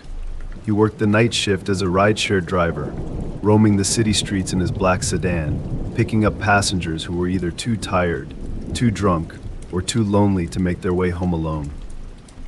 Luke liked the quiet hours between midnight and dawn. They were eerie yet peaceful, and the deserted roads made him feel like the whole city belonged to him. But this night was different. It started off like any other, with routine pickups from bars and clubs scattered across town. It was a Saturday night, so the demand was high, and Luke's app kept buzzing with new ride requests. Around 2 a.m., the bars started emptying out, and the streets quieted down. Luke had already made more than enough for the night, and he was just about to turn off the app and head home when he got one last request. Pick up Riverside Avenue. Drop off Blackstone Park. It seemed like an easy ride, a short trip across town. Riverside Avenue was an old part of the city, filled with empty warehouses and rundown buildings.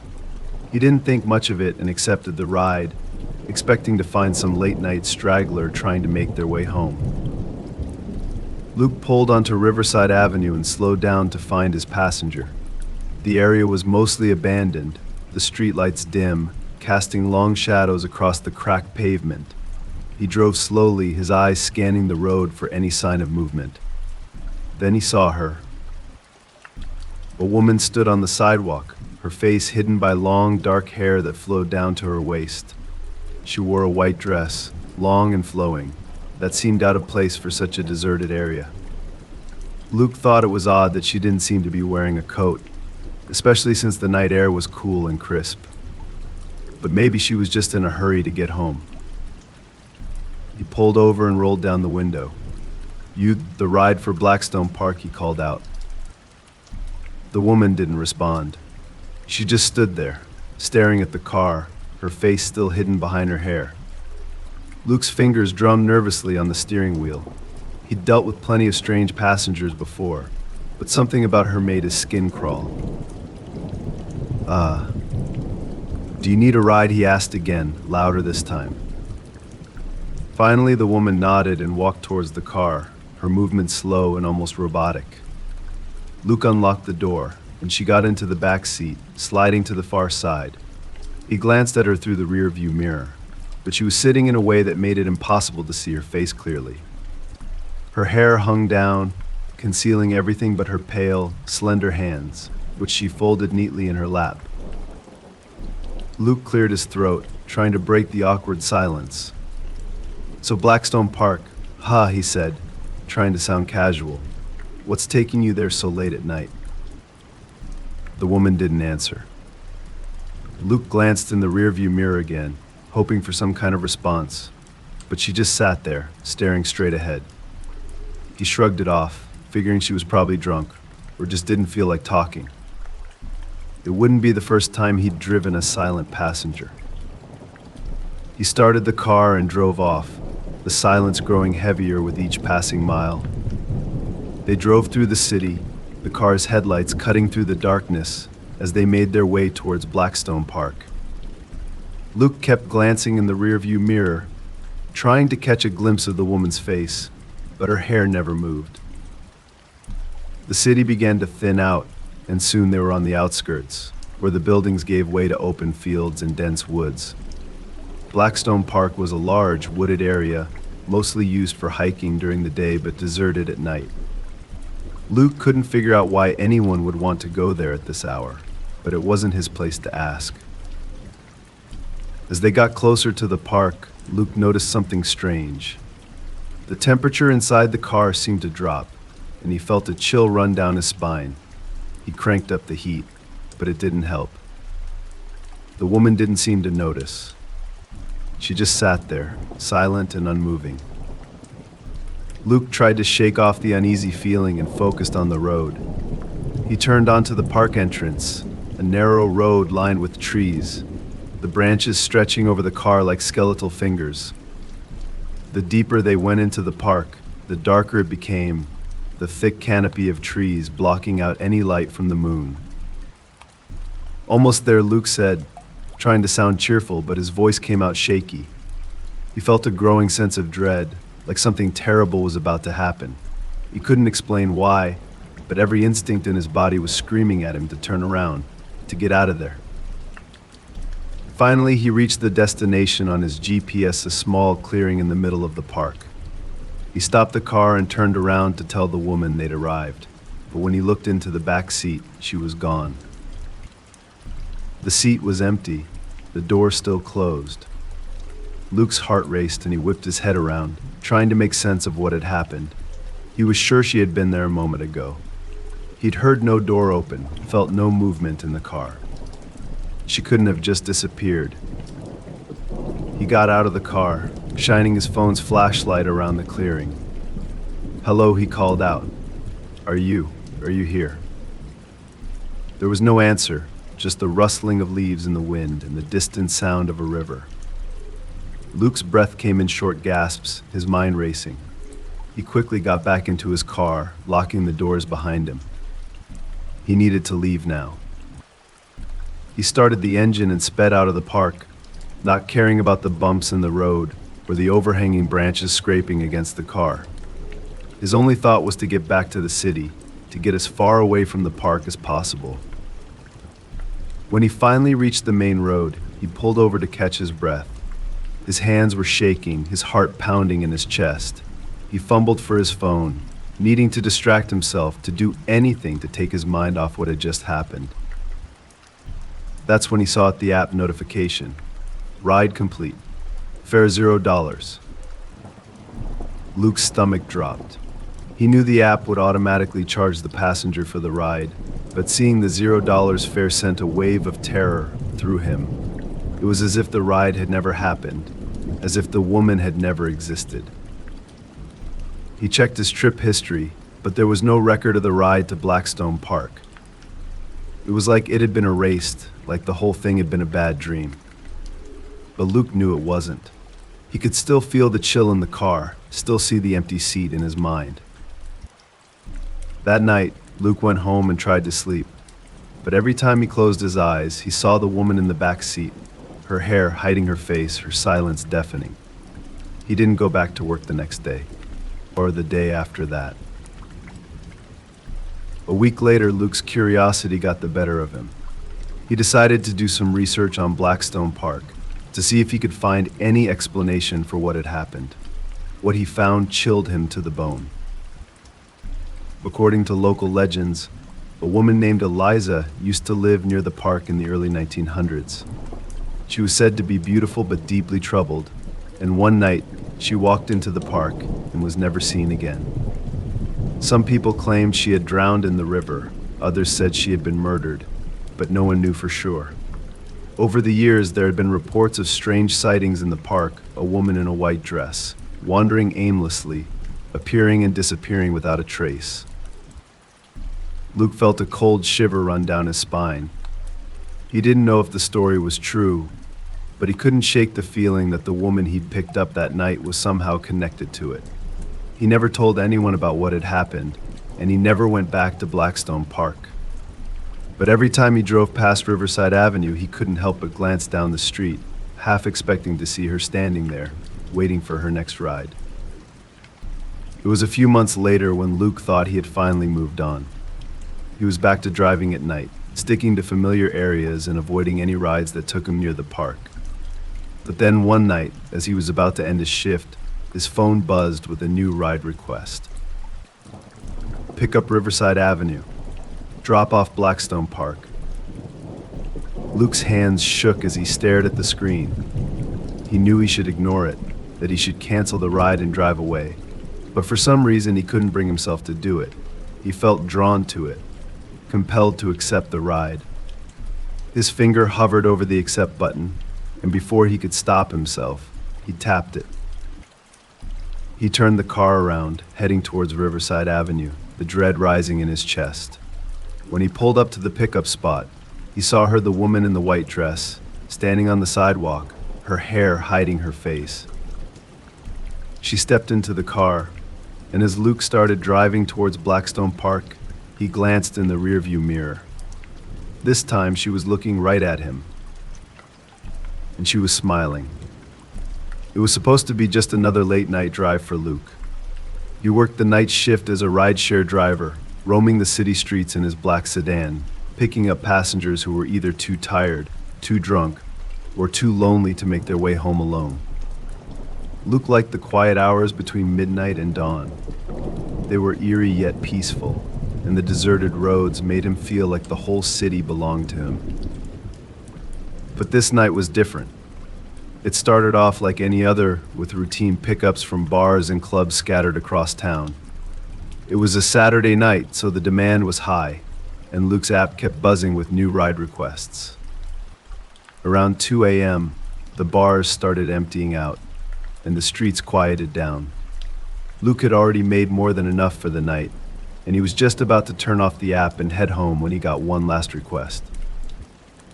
Pick up Riverside Avenue. Drop off Blackstone Park. It seemed like an easy ride, a short trip across town. Riverside Avenue was an old part of the city, filled with empty warehouses and rundown buildings. He didn't think much of it and accepted the ride, expecting to find some late-night straggler trying to make their way home. Luke pulled onto Riverside Avenue and slowed down to find his passenger. The area was mostly abandoned, the streetlights dim, casting long shadows across the cracked pavement. He drove slowly, his eyes scanning the road for any sign of movement. Then he saw her. A woman stood on the sidewalk, her face hidden by long, dark hair that flowed down to her waist. She wore a white dress, long and flowing, that seemed out of place for such a deserted area. Luke thought it was odd that she didn't seem to be wearing a coat, especially since the night air was cool and crisp. But maybe she was just in a hurry to get home. He pulled over and rolled down the window. "You, the ride for Blackstone Park," he called out. The woman didn't respond. She just stood there, staring at the car, her face still hidden behind her hair. Luke's fingers drummed nervously on the steering wheel. He'd dealt with plenty of strange passengers before, but something about her made his skin crawl. Do you need a ride?" he asked again, louder this time. Finally, the woman nodded and walked towards the car, her movements slow and almost robotic. Luke unlocked the door, and she got into the back seat, sliding to the far side. He glanced at her through the rearview mirror, but she was sitting in a way that made it impossible to see her face clearly. Her hair hung down, concealing everything but her pale, slender hands, which she folded neatly in her lap. Luke cleared his throat, trying to break the awkward silence. "So Blackstone Park, he said, trying to sound casual. "What's taking you there so late at night?" The woman didn't answer. Luke glanced in the rearview mirror again, hoping for some kind of response, but she just sat there, staring straight ahead. He shrugged it off, figuring she was probably drunk, or just didn't feel like talking. It wouldn't be the first time he'd driven a silent passenger.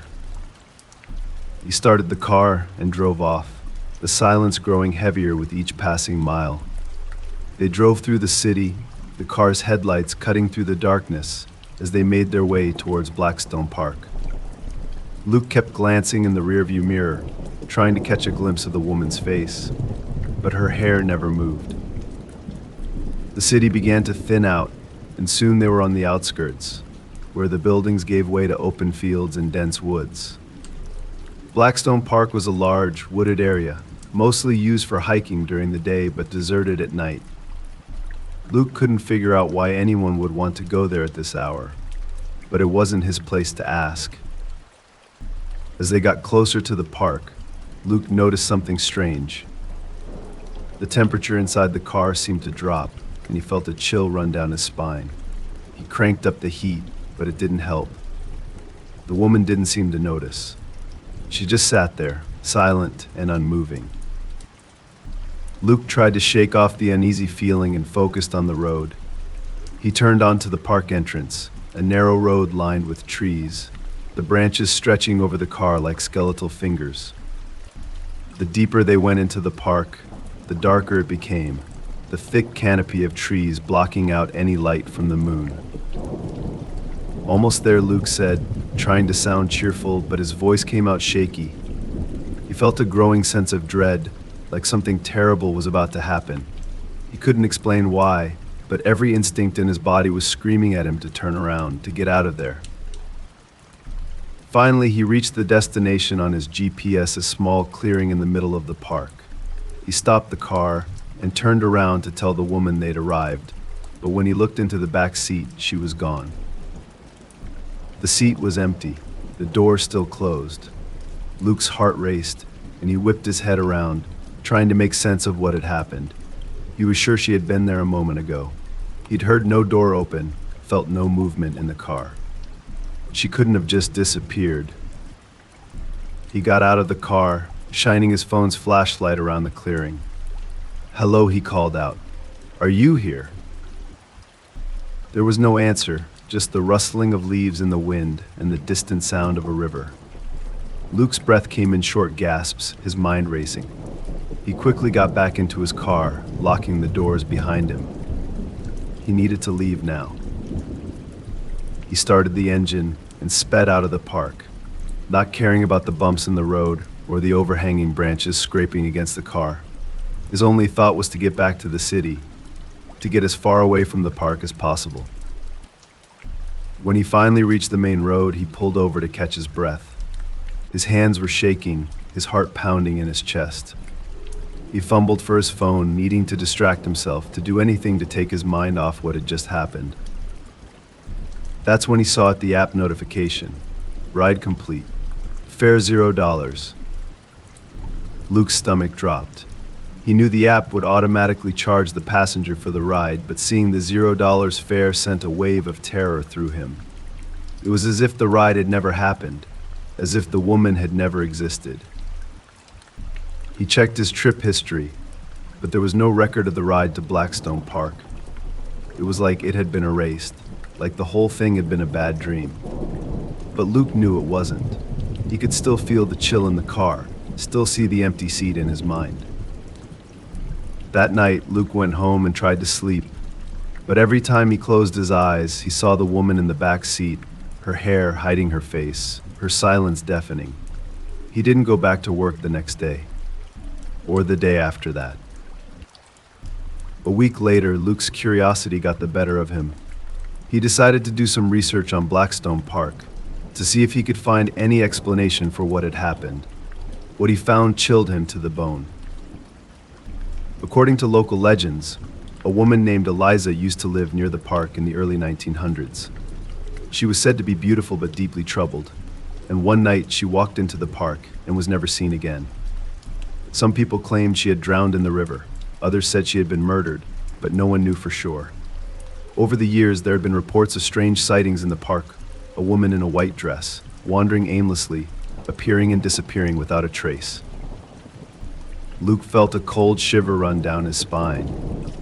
He didn't know if the story was true, but he couldn't shake the feeling that the woman he'd picked up that night was somehow connected to it. He never told anyone about what had happened, and he never went back to Blackstone Park.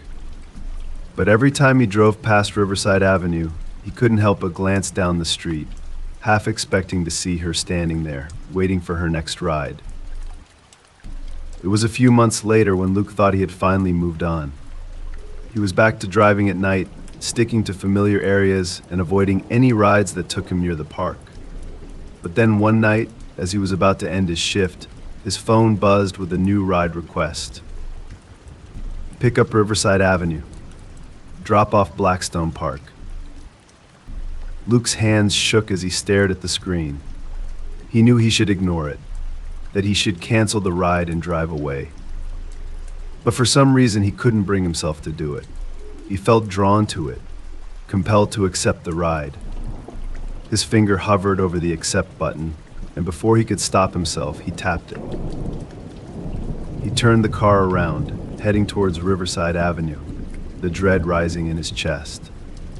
When he pulled up to the pickup spot, he saw her, the woman in the white dress, standing on the sidewalk, her hair hiding her face.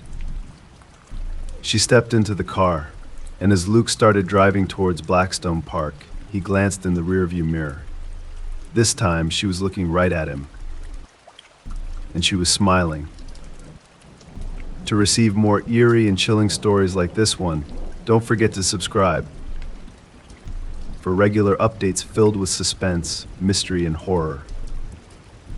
Melanie had never been particularly superstitious.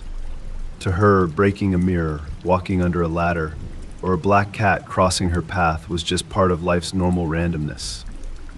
So when she moved into a quaint old house that her great-aunt had left her, she was charmed by its antique features, especially the large, ornate mirror hanging in the upstairs hallway.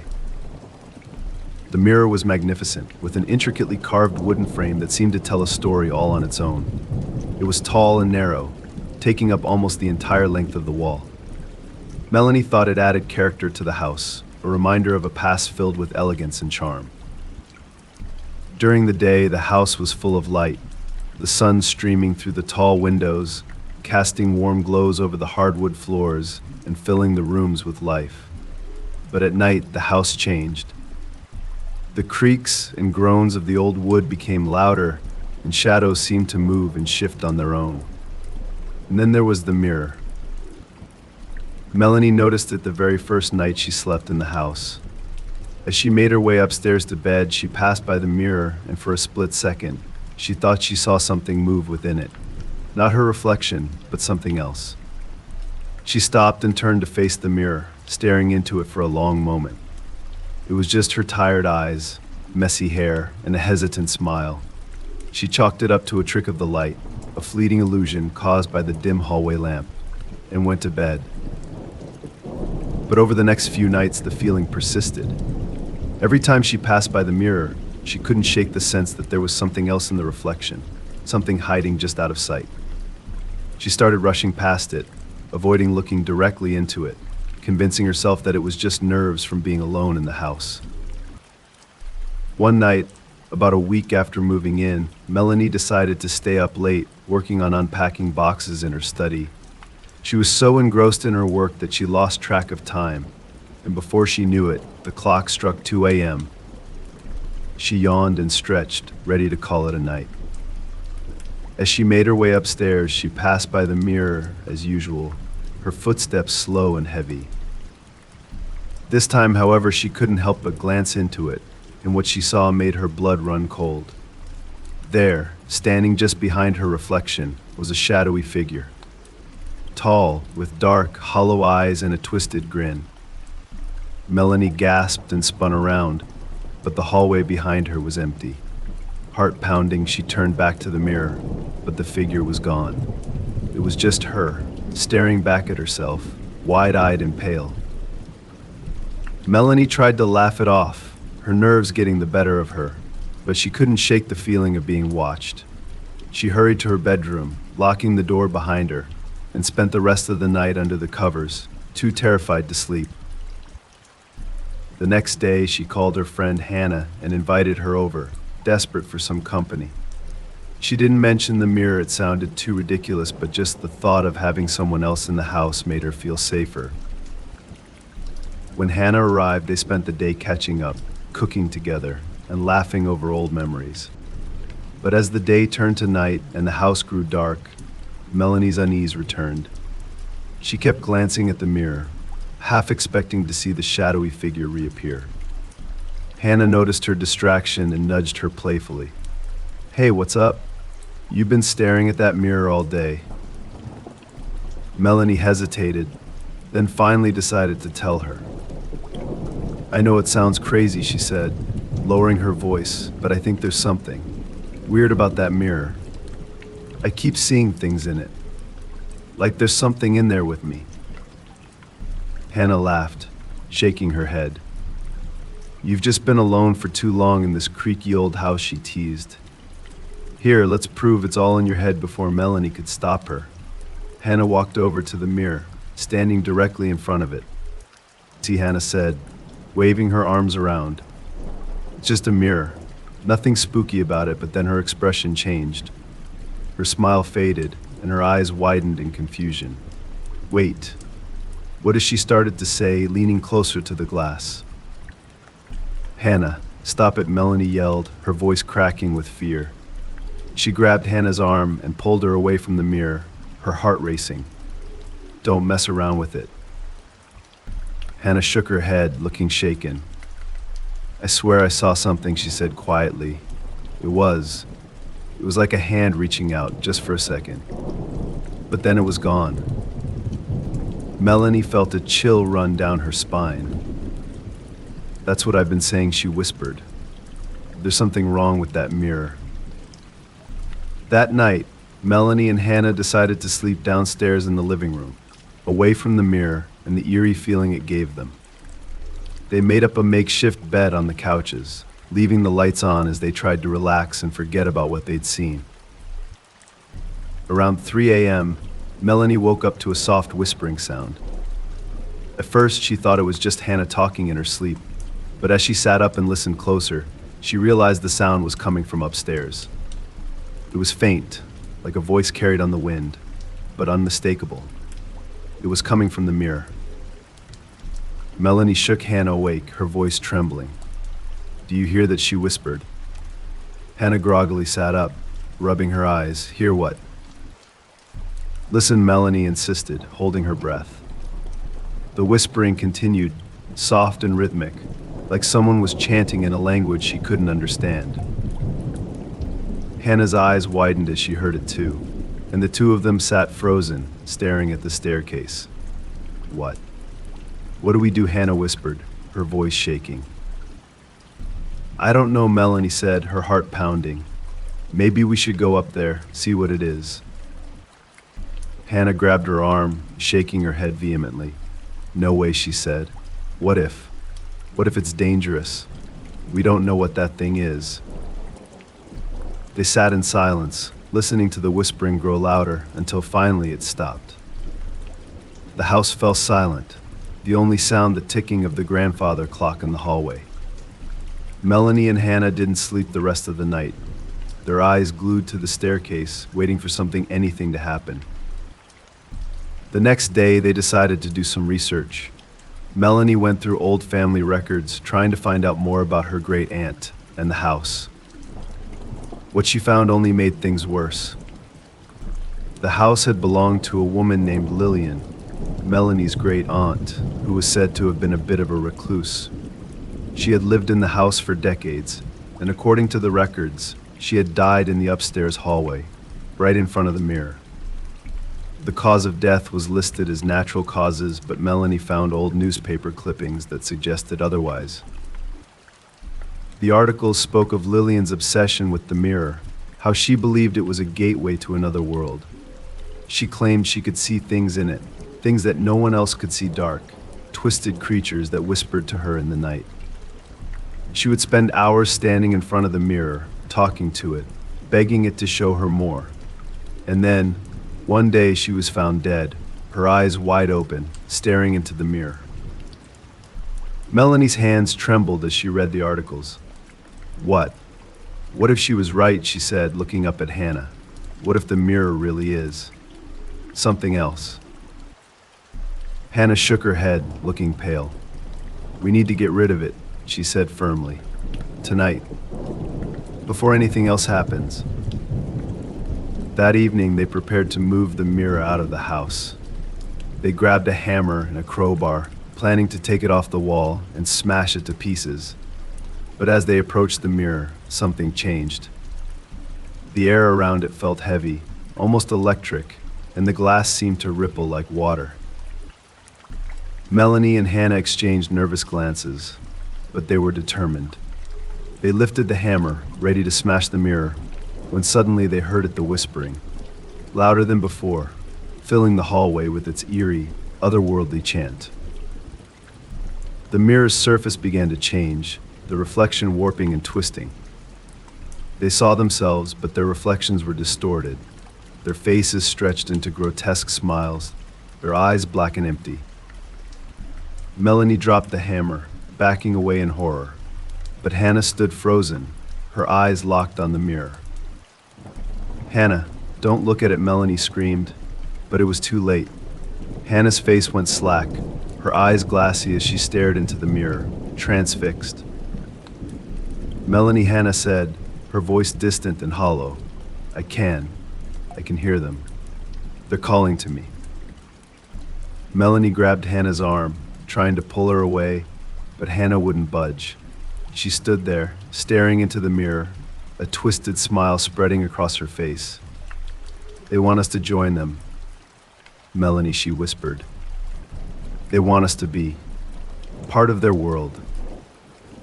In a panic, Melanie grabbed the hammer again and swung it with all her might, smashing it into the mirror. The glass shattered, shards flying everywhere, and the whispering stopped. Hannah fell to the ground, unconscious, and Melanie dropped the hammer, breathing heavily. She called an ambulance, and Hannah was taken to the hospital, where she eventually recovered. But she couldn't remember what had happened that night, and Melanie never spoke of it again. The mirror was removed from the house, its pieces buried deep in the ground. But sometimes, late at night, when the wind is just right, Melanie swears she can still hear the whispering, calling to her from beyond the grave. The forest was the kind of place that made most people uneasy. With its towering trees, dense underbrush, and trails that seemed to lead nowhere, it had long been shrouded in local legend. To most, it was a place to avoid after sundown, where strange lights flickered between the branches and whispers carried through the wind. But Emma wasn't most people. She loved the outdoors, and the forest represented the ultimate adventure.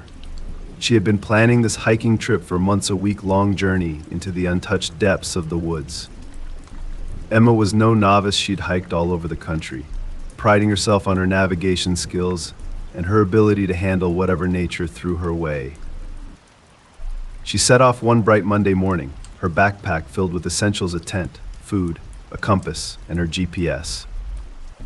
The trail started off clear, and as she hiked deeper into the forest, the trees began to close in, the canopy overhead thickening to the point that only dappled sunlight made its way through.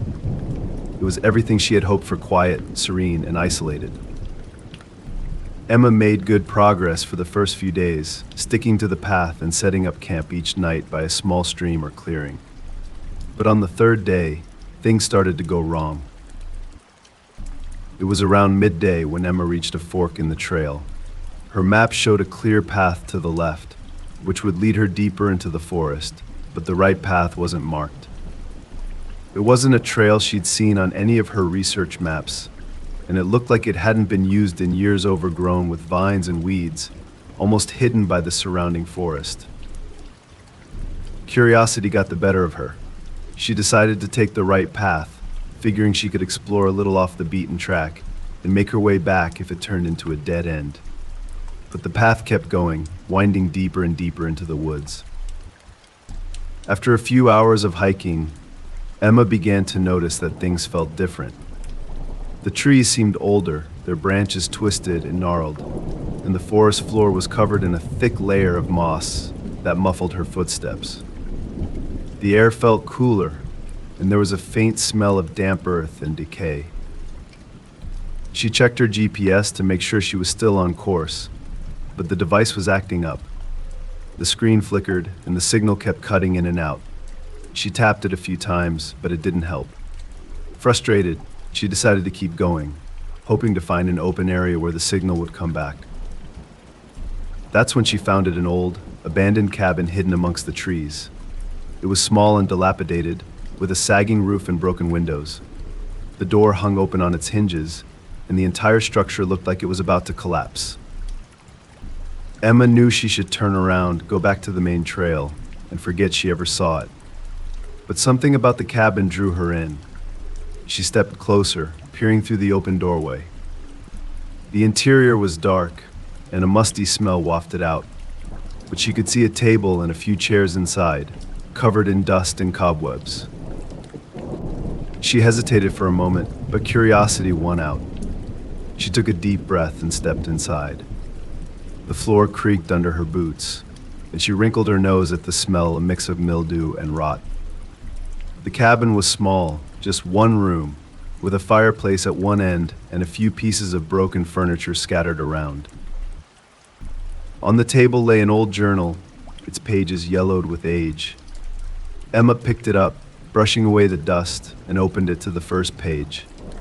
The handwriting was neat and careful, and the entries were dated from decades ago. May 12th, 1973. The forest is beautiful this time of year. I feel at peace here, away from the noise and chaos of the world.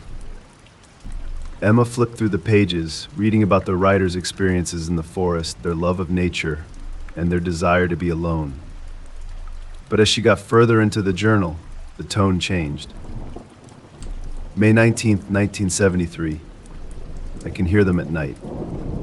Voices just outside the cabin. They whisper my name, telling me to come outside. I keep the door locked, but I don't know how much longer I can resist. May 21st, 1973. I saw one today. Just for a moment, standing at the edge of the clearing. It looked like a person, but wrong, twisted. I don't know if I'm losing my mind or if they're real, but I'm scared. May 23rd, 1973. They're getting closer. I hear them every night, circling the cabin, knocking on the windows. I don't know what they want, but I won't go outside. I won't let them take me. The last entry was dated May 25th, 1973. It was just one line, scrawled hastily across the page there inside. Emma felt a chill run down her spine. She dropped the journal on the table, her hands trembling. It was just an old story, she told herself, a product of someone's overactive imagination. But she couldn't shake the feeling that she was being watched, that there was something just outside the cabin, waiting for her. She quickly left the cabin, stepping back into the forest. The sun was beginning to set, casting long shadows across the trees, and she realized she needed to find a place to set up camp. But as she walked away from the cabin, she couldn't shake the feeling that she was being followed.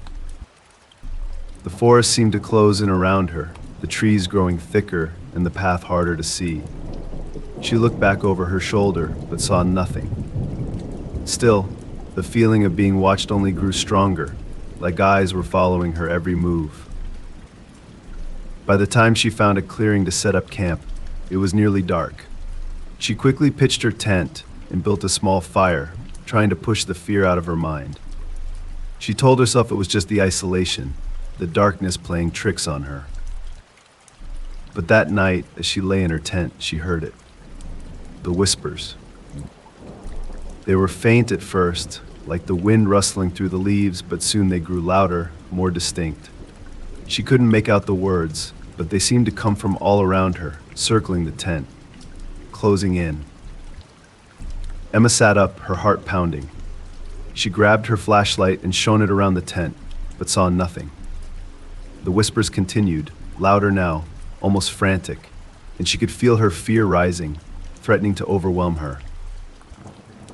"Go away," she yelled, her voice trembling. "Leave me alone." The whispers stopped abruptly, and the forest fell silent. Emma sat there, clutching the flashlight, listening for any sound. For a long time, there was nothing. Then came the knock. A single, sharp knock on the side of her tent, followed by another and another. It was rhythmic, steady, and it was coming from right outside. Emma's breath hitched. She knew she should open the tent, confront whoever or whatever was out there, but fear held her back. She stayed perfectly still, not daring to move, hoping that if she stayed quiet, it would go away. The knocking continued for what felt like hours, and then it stopped, replaced by a new sound: footsteps. Slow, deliberate footsteps, walking around her tent. Emma's mind raced. There was nowhere to go, nowhere to hide. She was trapped. She sat there, clutching the flashlight, until the first light of dawn peeked through the trees. When she finally found the courage to open the tent, she saw that the clearing was empty. The fire had burned down to embers, and there was no sign of anyone or anything having been there. She quickly packed up her things, desperate to leave the forest. But as she started hiking back towards the main trail, she realized she was lost. The path she had taken before was gone, and no matter how many times she checked her GPS, it wouldn't connect. The forest seemed to stretch on forever, the trees endless and identical, and Emma felt a rising panic. She hiked for hours, but every direction seemed to lead her back to the clearing where the cabin stood. As the sun began to set, she found herself standing in front of the cabin once more. The door was open, and she could see the journal sitting on the table, as if waiting for her.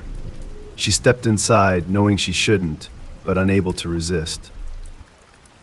The journal was open to a new page, one that hadn't been there before. The ink was fresh, and the handwriting was shaky, desperate. May 26, 1973. They won't let me leave. The forest keeps bringing me back. I can't escape. If you're reading this, please, don't let them take you too. Emma dropped the journal, her heart racing. She stumbled out of the cabin, the whispers already beginning to surround her, louder and more frantic than ever. She ran, not caring about the path, not caring where she was going, just wanting to get away from the whispers, the footsteps, the feeling of being watched. But no matter how far she ran, she couldn't shake the sense that the forest was closing in around her, trapping her in its depths. And as night fell, she realized the truth: she was never going to leave. When Julia first saw the house on Hawthorne Lane, it seemed like a dream come true. It was an old Victorian with tall, arched windows, a wraparound porch, and a large, sprawling yard filled with oak trees and wildflowers. The house had been abandoned for years, but despite its dilapidated state, Julia could see its potential. She was a budding architect, passionate about restoring old buildings, and this house felt like the perfect project. The house was a bargain, almost suspiciously cheap, but Julia brushed off any doubts. She envisioned turning the rundown property into a beautiful home and studio, a place where she could live and work surrounded by the history she loved. She signed the paperwork within days and moved in shortly after, excited to start the renovation. For the first few weeks, everything was perfect. The weather was warm, the days were long, and Julia spent her time cleaning, repairing, and sketching out plans for the house. She'd stripped the old wallpaper in the living room, patched up cracks in the walls, and even begun painting the exterior a bright, welcoming blue. The neighbors were kind but kept their distance, only commenting on how they were glad someone had finally decided to take care of the old place. One day, as she was rummaging through the attic for materials, Julia found a small box tucked away in a corner. It was covered in dust and cobwebs, and when she opened it, she discovered a collection of old photographs.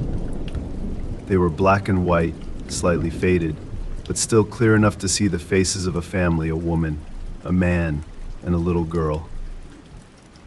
The woman in the photos had a somber expression, her eyes dark and serious, and the little girl clutched a rag doll in every picture. Julia couldn't help but feel a twinge of sadness as she looked at the photos, wondering what had happened to the family and why they had left the house behind. As she flipped through the photographs, she noticed one that made her pause. It was of the living room, and in the corner of the photo, just barely visible, was a shadowy figure. It was hard to make out, almost like a blur, but it stood out against the rest of the photo, like a dark smudge that didn't belong. Julia shrugged it off as a defect in the photograph and put the box away. She had a house to restore, and she couldn't afford to let her imagination run wild. That night, Julia went to bed feeling content. She was proud of the progress she'd made, and she had big plans for the next day. But as she lay in bed, staring up at the ceiling, she heard something, a soft creaking, like footsteps on the wooden floor downstairs. She sat up, listening carefully. The house was old, and it creaked and groaned all the time, but this was different. It sounded like someone was walking through the hallway. Julia grabbed her flashlight and tiptoed downstairs, her heart pounding. She shone the light around the living room, the kitchen, and the hallway, but everything was as it should be. She checked the locks on the doors and windows, all secure, and eventually convinced herself that it was just the house settling. But as she went back to bed, she couldn't shake the feeling that she wasn't alone. The following days were filled with similar occurrences: the sound of footsteps in the middle of the night, doors that creaked open on their own, and the feeling of being watched. Julia tried to ignore it, telling herself it was just nerves, that living in an old house took some getting used to. But the unease grew stronger with each passing day, and she found herself avoiding certain rooms, especially the living room where she had found the photograph. One night, as she was working late in her office, she heard the sound of a piano playing. The notes were soft, melodic, and haunting, drifting through the house like a lullaby. Julia froze, her hand shaking as she reached for her flashlight. There was no piano in the house, and she was the only one there. The music continued, the melody twisting and turning, growing louder. Julia stood up, her heart racing, and followed the sound. It led her to the living room, where she found nothing. The room was empty, the moonlight streaming through the windows, and the music stopped as soon as she entered. She stood there, breathing heavily, her flashlight beam flickering across the room. And that's when she saw the figure. A shadow standing in the corner of the room, just like in the photograph. It was tall and dark, its outline fuzzy and indistinct, but Julia could feel its eyes on her, cold and unblinking. She stumbled back, dropping the flashlight, and the room was plunged into darkness. When she scrambled to pick it up and turn the light back on, the figure was gone. Julia backed out of the room, her heart pounding in her chest, and spent the rest of the night locked in her bedroom, too afraid to sleep. The next morning, Julia called her best friend, Liz, desperate for some company. Liz was a skeptic, always looking for a logical explanation, and Julia hoped she could help make sense of what was happening. Liz arrived later that day, armed with snacks, wine, and an upbeat attitude. "All right," Liz said, after hearing Julia's story.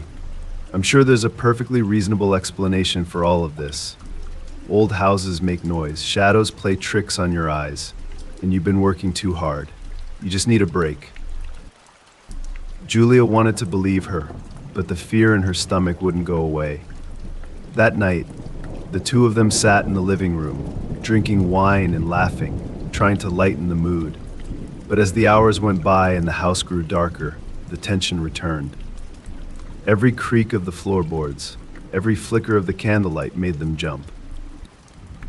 "Let's stay up tonight," Liz suggested. "See if we can figure out what's making all the noise." Julia agreed, and the two of them settled in, the flashlight ready and their nerves on edge. For hours, nothing happened. The house was quiet, and the only sound was the occasional hoot of an owl outside. Liz was starting to relax, convinced that it was all in Julia's head, when the piano music started again. The soft, haunting melody filled the room, and Liz's eyes widened in shock. "Do you hear that?" she whispered, gripping Julia's arm. Julia nodded, too scared to speak. They both stood up, listening as the music played, growing louder and more frantic. Liz picked up the flashlight and shone it around the room, but there was no source for the sound, no explanation for where it was coming from. Then, the living room door slammed shut, hard. Liz screamed, dropping the flashlight, and Julia grabbed her hand, pulling her towards the door. They yanked it open, running down the hallway and up the stairs to Julia's bedroom. They slammed the door shut and locked it, their breaths coming in ragged gasps. What? What was that? Liz whispered, her eyes wide with fear. "I don't know," Julia said, tears streaming down her face. "But it's real. There's something in this house." They sat there in the dark, listening to the music fade away, replaced by soft footsteps walking up the stairs. Julia's heart pounded, and she grabbed a heavy candlestick from the nightstand, ready to defend herself if needed. But the footsteps stopped outside the door, and the house fell silent. The rest of the night passed in tense, terrified silence, and as soon as the sun came up, they left the house. Julia couldn't bring herself to go back, and Liz convinced her to stay at her apartment for a while, until they could figure out what to do. A few days later, Julia decided to do some research on the house, hoping to find some clue as to what was haunting it. She went to the local library, digging through old newspapers and records, and what she found left her trembling. The house on Hawthorne Lane had once belonged to a family: the woman, the man, and the little girl from the photographs she'd found in the attic. The woman had been a pianist, and she would play for her daughter every night. But one night, tragedy struck. The little girl had fallen ill, and despite the mother's best efforts, she died in the living room, cradled in her mother's arms. The woman was devastated, and for weeks she played the piano every night, her music filled with grief and longing. Then, one day, she stopped. Neighbors found her hanging from the chandelier in the living room, her body swaying gently, and ever since then, the house had been abandoned, no one willing to live there. Julia's hands shook as she read the articles, her breath catching in her throat. She knew she couldn't go back to that house, not after everything she had seen and heard. She contacted a realtor the next day and put the house up for sale, willing to take any offer just to be rid of it. Weeks went by, and eventually, a buyer was found, an older couple who loved restoring old homes and weren't afraid of a little history. Julia signed the papers, happy to put the ordeal behind her, and tried to move on with her life. But sometimes, late at night, she would hear the soft notes of a piano playing, drifting through the walls of her apartment, filling her dreams with haunting melodies. And she knew that no matter where she went, the house on Hawthorne Lane would always be with her. Enjoying these gripping and eerie stories? Be sure to subscribe for more chilling content and haunting tales to keep you on the edge of your seat. Jake had always loved working the graveyard shift. It suited him, the stillness of the night, the absence of people, and the quiet moments that allowed him to reflect on his life. As a security guard for an old, sprawling office complex that had seen better days, Jake's job was usually uneventful. He was paid to patrol the long hallways, check the cameras, and make sure the building stayed secure through the dark hours until dawn. It was a lonely job, but that was exactly why he enjoyed it. His family was scattered, his friends busy with their own lives, and the city felt too crowded and chaotic for his liking. The office complex became his sanctuary, a place where he could work alone, surrounded by nothing but the hum of the lights and the echo of his own footsteps. The building itself was massive, with long, winding hallways, a maze of cubicles, and multiple floors connected by staircases and elevators. Half of it was unused, abandoned by tenants long ago, leaving entire wings empty and dark. Jake liked the silence and the stillness of these forgotten areas. They gave him time to think, to clear his mind. One night, Jake was making his rounds as usual, flashlight in hand, walking down the third-floor hallway. The building was silent, as always, except for the soft hum of the fluorescent lights. As he passed by the rows of empty cubicles, he caught a glimpse of movement out of the corner of his eye. He whipped around, shining his flashlight into the dark corners, but saw nothing. Probably just a shadow, he muttered to himself, trying to shake off the uneasy feeling. The old building creaked and settled all the time he was used to the noises. He continued his patrol, checking the locks on the doors, making sure everything was secure. Later, as he sat in the security office watching the monitors, Jake found himself staring at the screen showing the third-floor hallway. It was empty, just like all the other floors. But then he saw it again, a flicker of movement, just for a second, at the edge of the camera's view. He leaned in closer, trying to make out what it was, but the screen stayed still.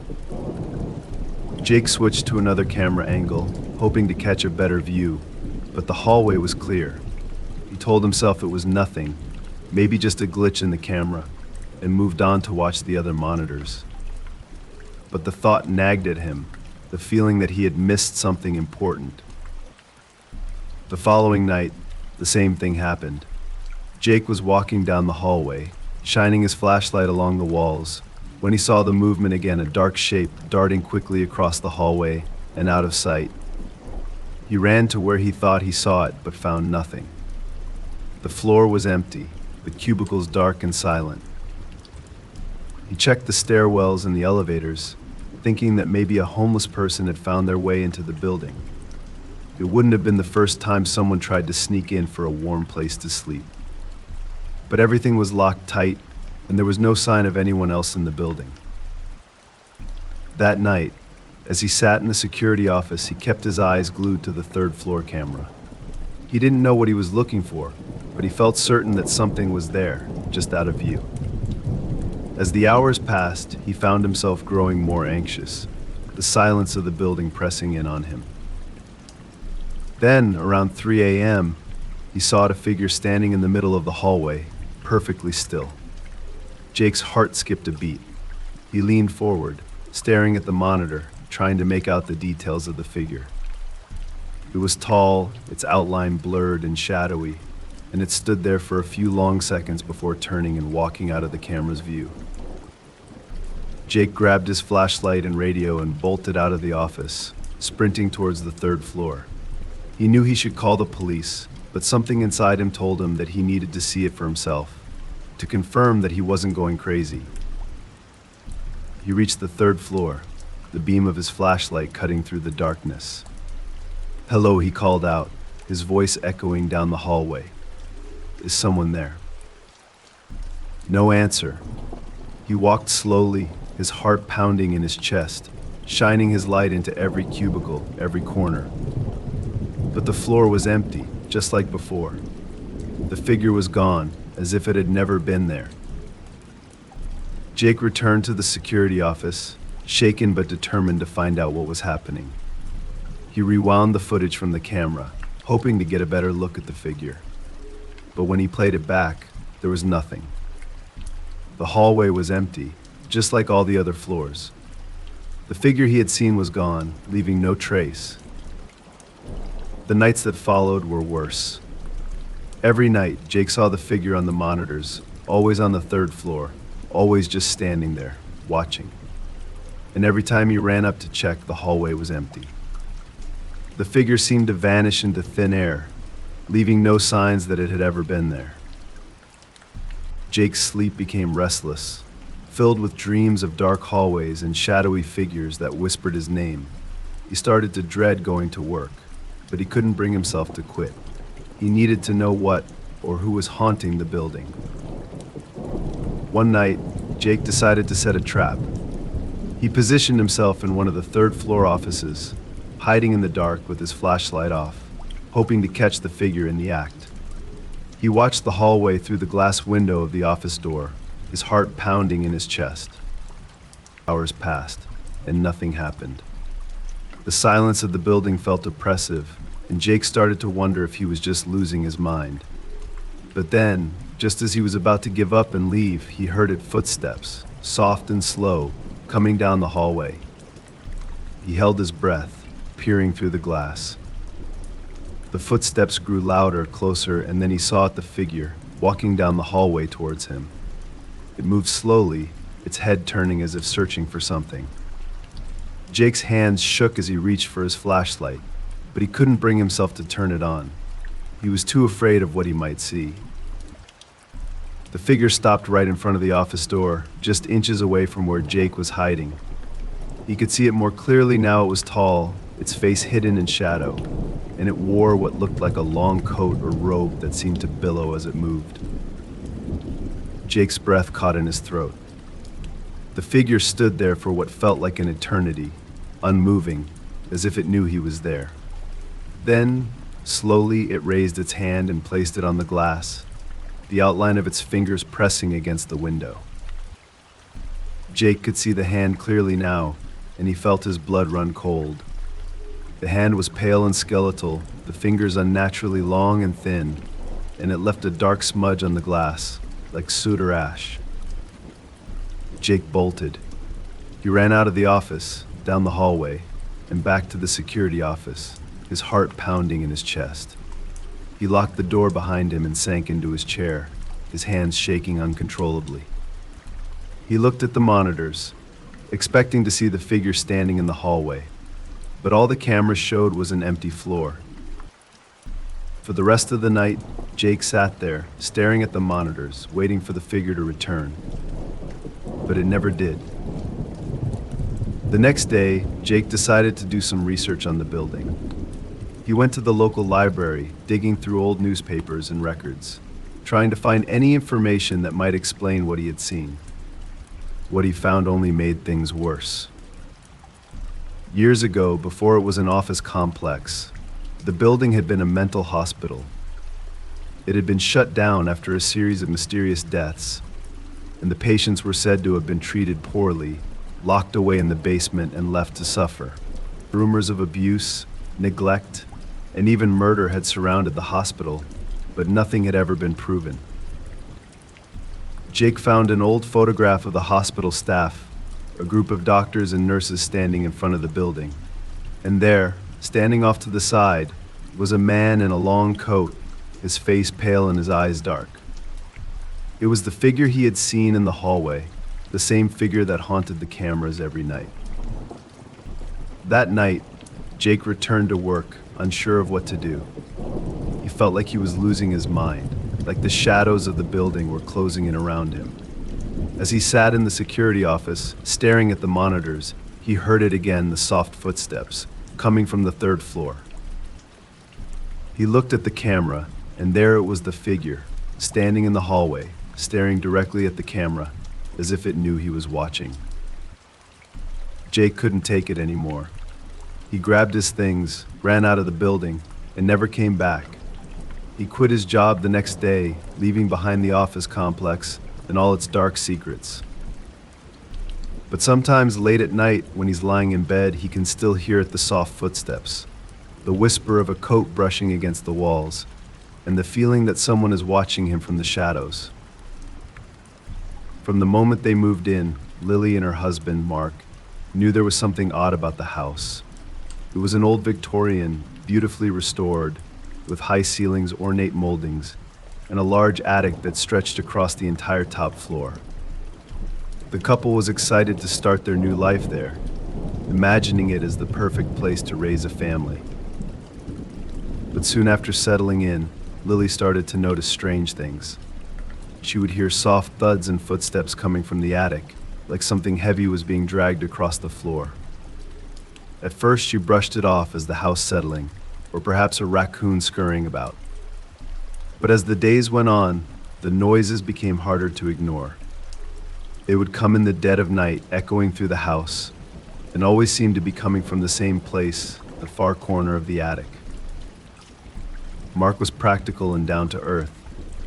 "It's an old house, babe," he would say, wrapping an arm around her when she mentioned the noises. "Wood expands, things shift around. It's nothing to worry about." Lily tried to believe him, but the noises persisted. Every time she went up to the attic to check, she found nothing but old boxes, cobwebs, and dust. The far corner was empty except for a few piles of old newspapers, an antique trunk that had come with the house. She never bothered opening the trunk. It was locked, and it looked like it hadn't been touched in decades. One night, while Lily was making dinner, she heard the familiar thud from above. But this time, it was louder, more forceful, like something had been thrown against the floor. She dropped the spatula she was holding and froze, listening. The sound came again, rhythmic and steady, like a heartbeat echoing through the walls. "Mark," she called, her voice shaky. "Did you hear that?" Mark came into the kitchen, wiping his hands on a towel. "What is it?" "It's coming from the attic again," Lily said. I think we need to check it out." Mark sighed, clearly tired of the whole thing, but he agreed to go up with her. Together they climbed the narrow staircase to the attic, flashlight in hand. The air grew colder as they ascended, and by the time they reached the top, it felt like they had stepped into another world, one where time stood still and the past lingered in every corner. The attic was dark, the single bulb overhead flickering weakly. Mark shone the flashlight around, sweeping the beam across the boxes and the piles of old junk. "See? Nothing here," he said, trying to sound reassuring. But then the light fell on the far corner of the attic, and they both stopped. The antique trunk was open. Lily's heart raced. She was sure the trunk had been locked before. It was old and rusted, with a heavy padlock that looked like it hadn't been touched in years. But now it lay open, the lid slightly ajar, and from where she stood, she could see something inside.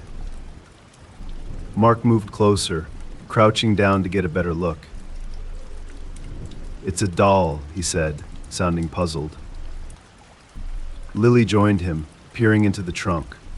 There, lying at the bottom, was an old porcelain doll. It was beautifully crafted, with long, curly brown hair, glassy blue eyes, and a delicate pink dress that looked like something from another century. But the doll's face was cracked, the porcelain chipped and broken in places, giving it a twisted, eerie expression. Lily shivered. There was something unsettling about the doll, something that made her want to close the trunk and walk away. But before she could say anything, Mark picked it up, holding it out for a closer look. "It's probably some kind of collector's item," he said, turning the doll over in his hands.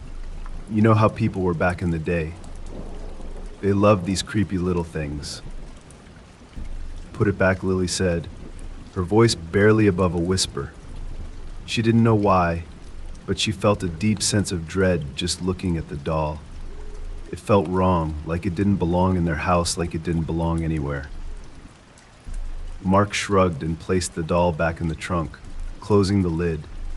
"You're overreacting," he said, giving her a reassuring smile. "It's just a doll." They went back downstairs, and for a while, everything seemed normal. But that night, as Lily lay in bed, she couldn't stop thinking about the doll. She dreamt of it, standing at the foot of her bed, its blue eyes staring into her soul, its cracked face smiling with a malicious glee. The next day, Lily couldn't shake the feeling that she was being watched. Every time she walked past the staircase to the attic, she felt a chill run down her spine, like someone or something was up there waiting for her. That evening, while Mark was out running errands, Lily finally decided to face her fear. She grabbed the key to the attic and climbed the stairs, determined to take the doll and throw it away, to rid the house of whatever strange presence it carried. She reached the top of the stairs, the old wood creaking under her feet, and shone her flashlight into the far corner. The trunk was open again, the lid pushed all the way back, and the doll was gone. Lily's heart pounded in her chest. She searched the attic, moving boxes and rifling through the piles of junk, but the doll was nowhere to be found. She felt panic rising in her throat. It couldn't have just disappeared, someone had to have moved it.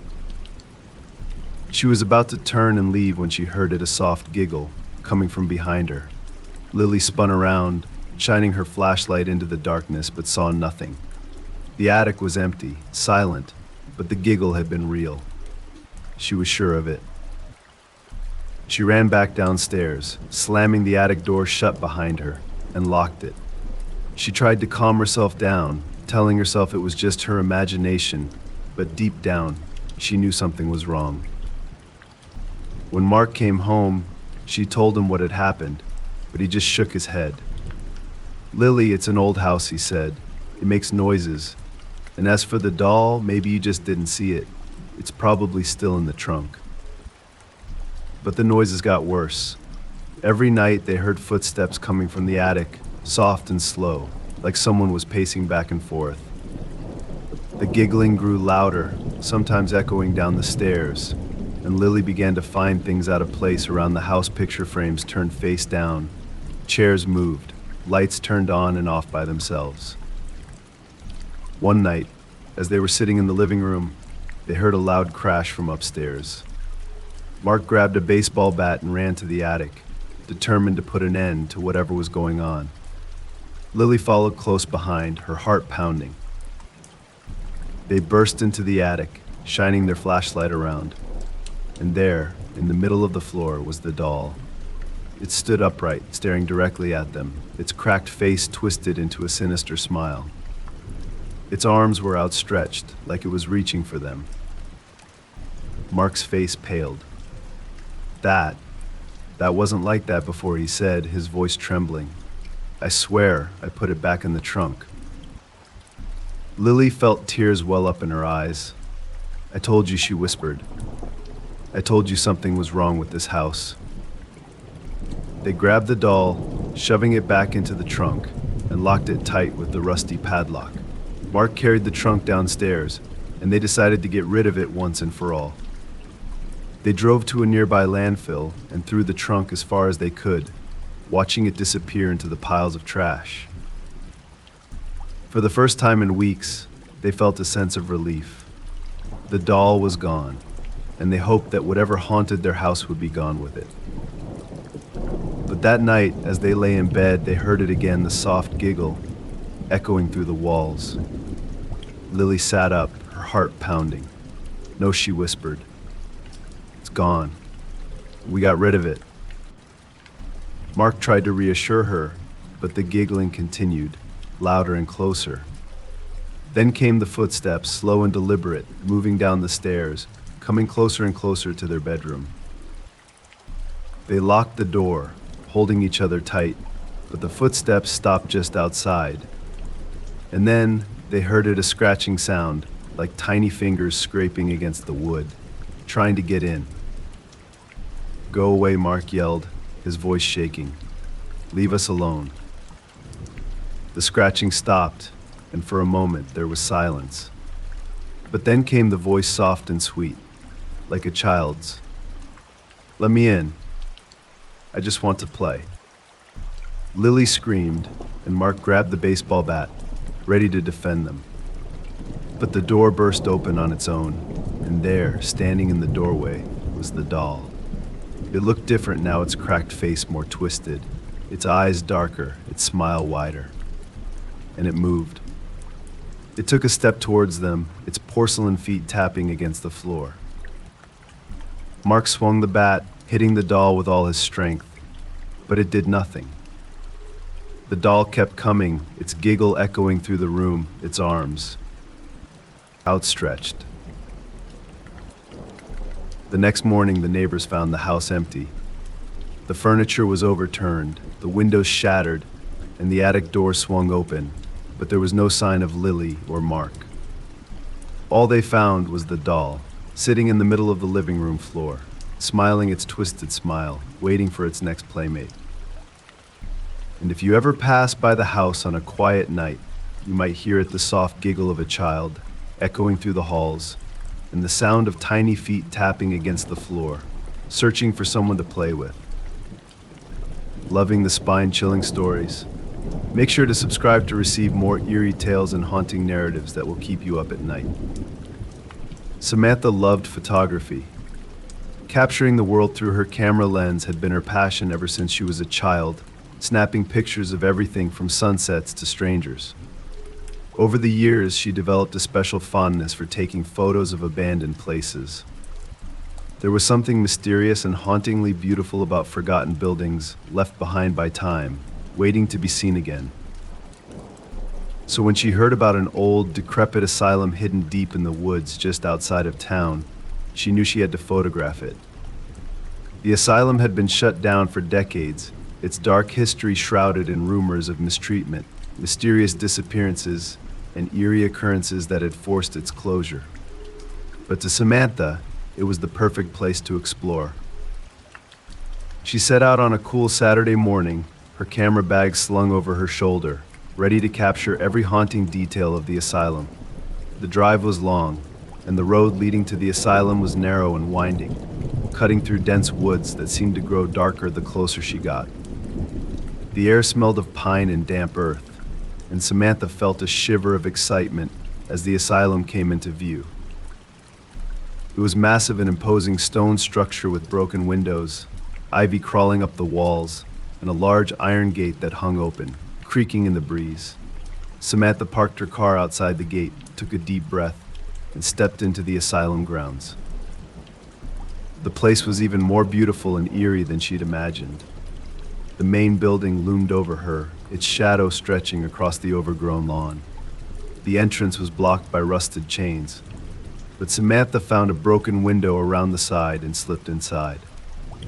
She landed in a hallway covered in peeling paint, the walls scrawled with graffiti, and the smell of mildew and rot hung heavy in the air.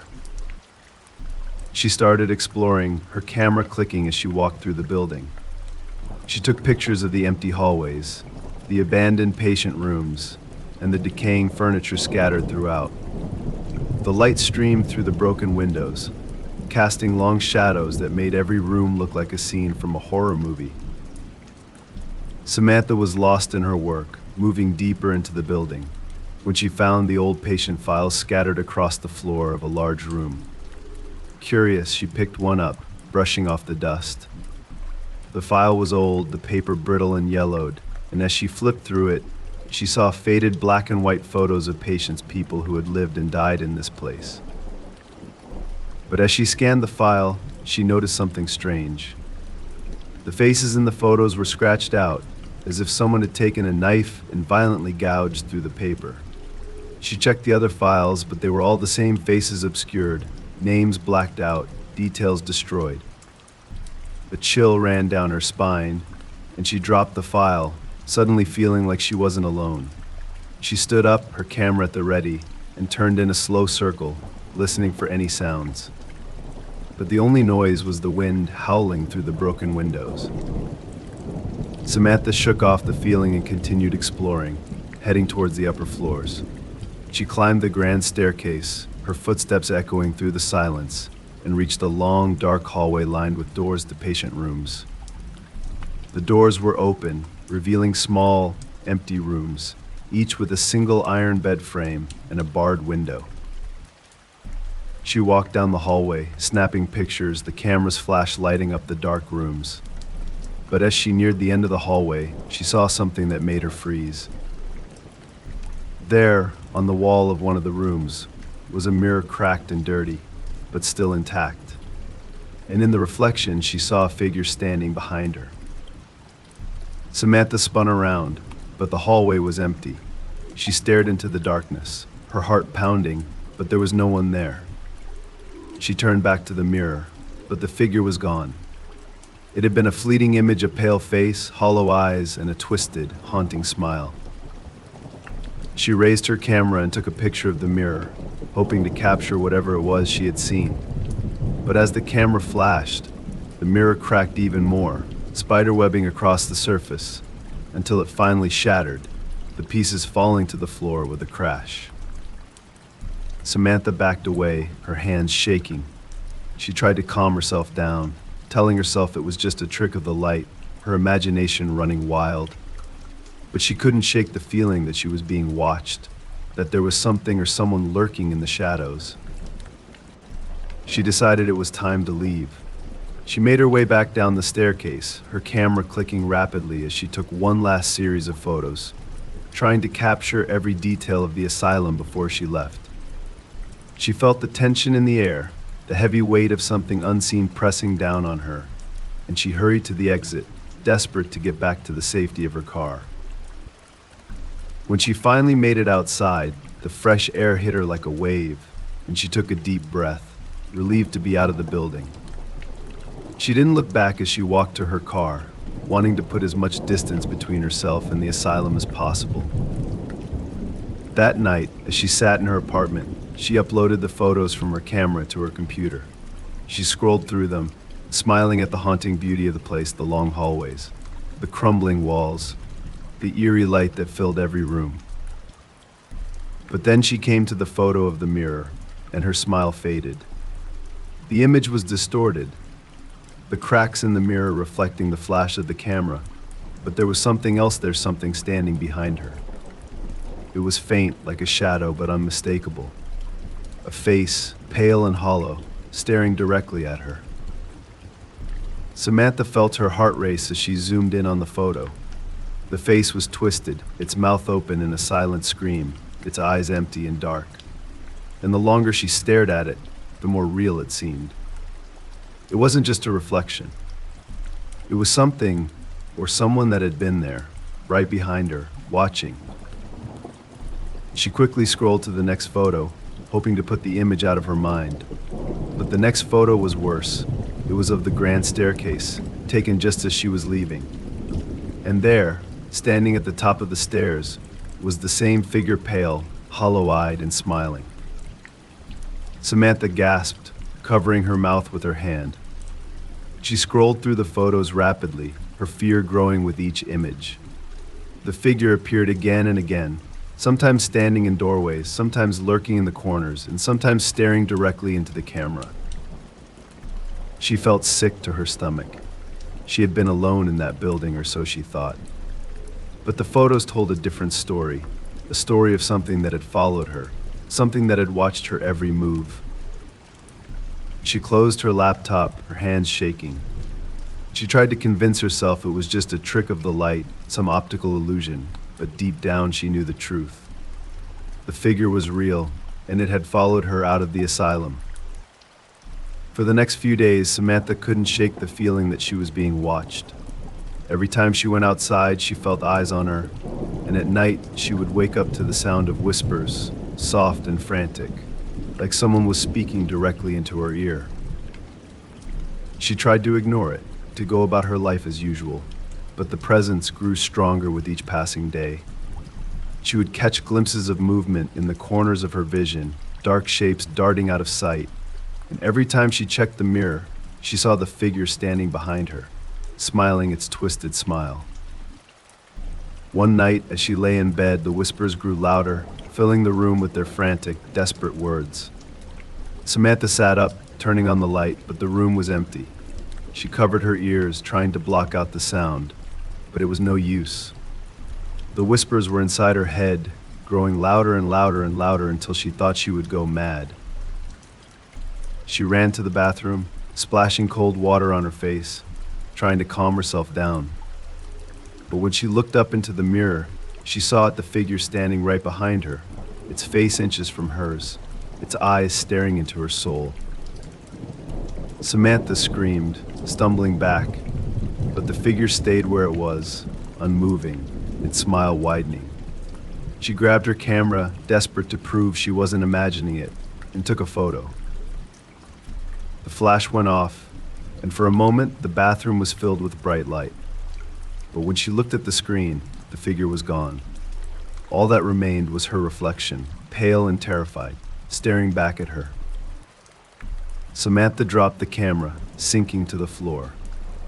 The whispers grew louder, the figure's voice echoing in her mind, and she knew there was no escape. It was with her now, forever captured in the photographs, and it would never let her go. The next morning, Samantha's neighbor found her apartment door wide open. The place was a mess, furniture overturned, pictures broken, and the camera lay on the floor, shattered. There was no sign of Samantha, no clue as to where she had gone. But the photographs remained, dozens of them, scattered across the floor.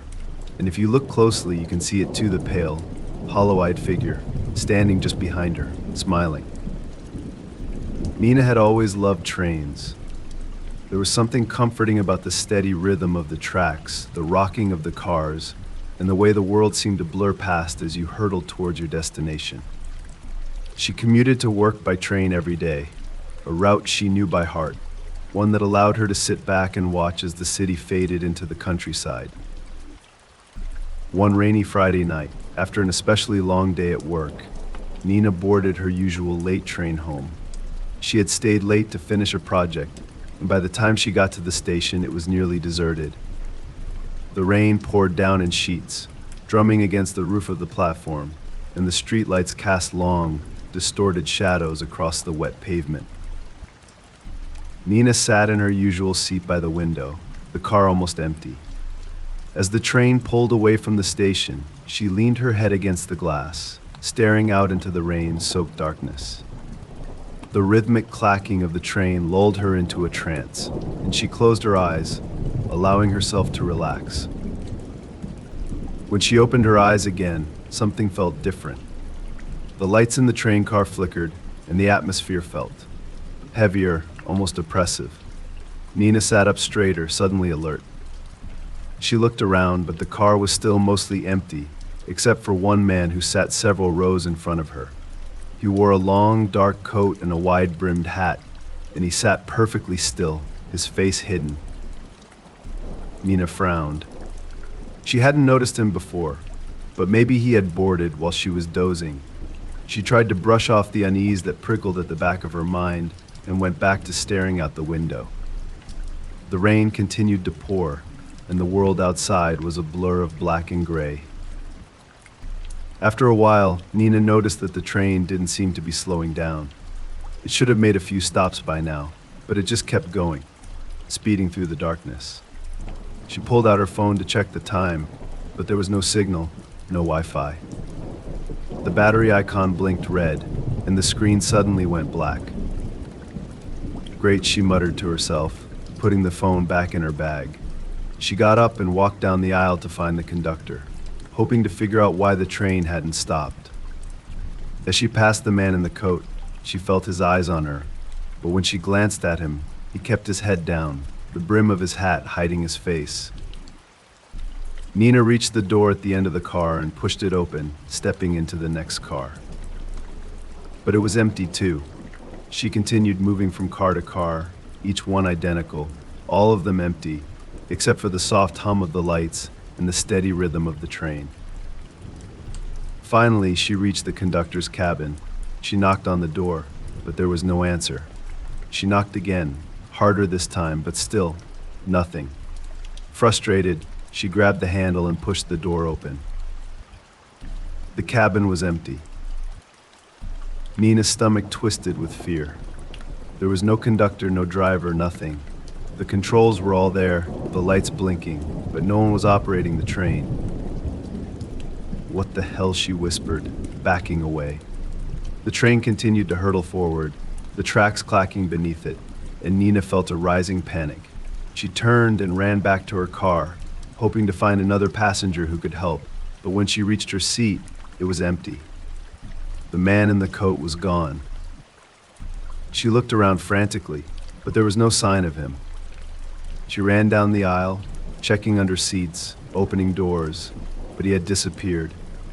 The train felt colder now, the air thick and heavy, and she felt like she was trapped in a nightmare she couldn't wake up from.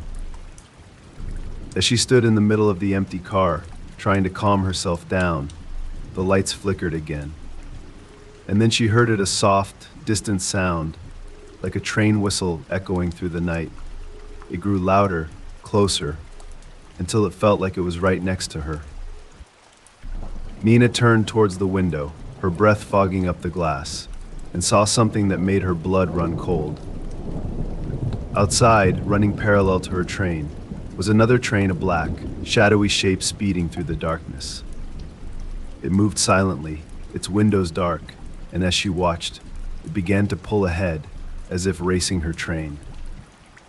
She pressed her face against the glass, trying to see more clearly, and that's when she saw the figures.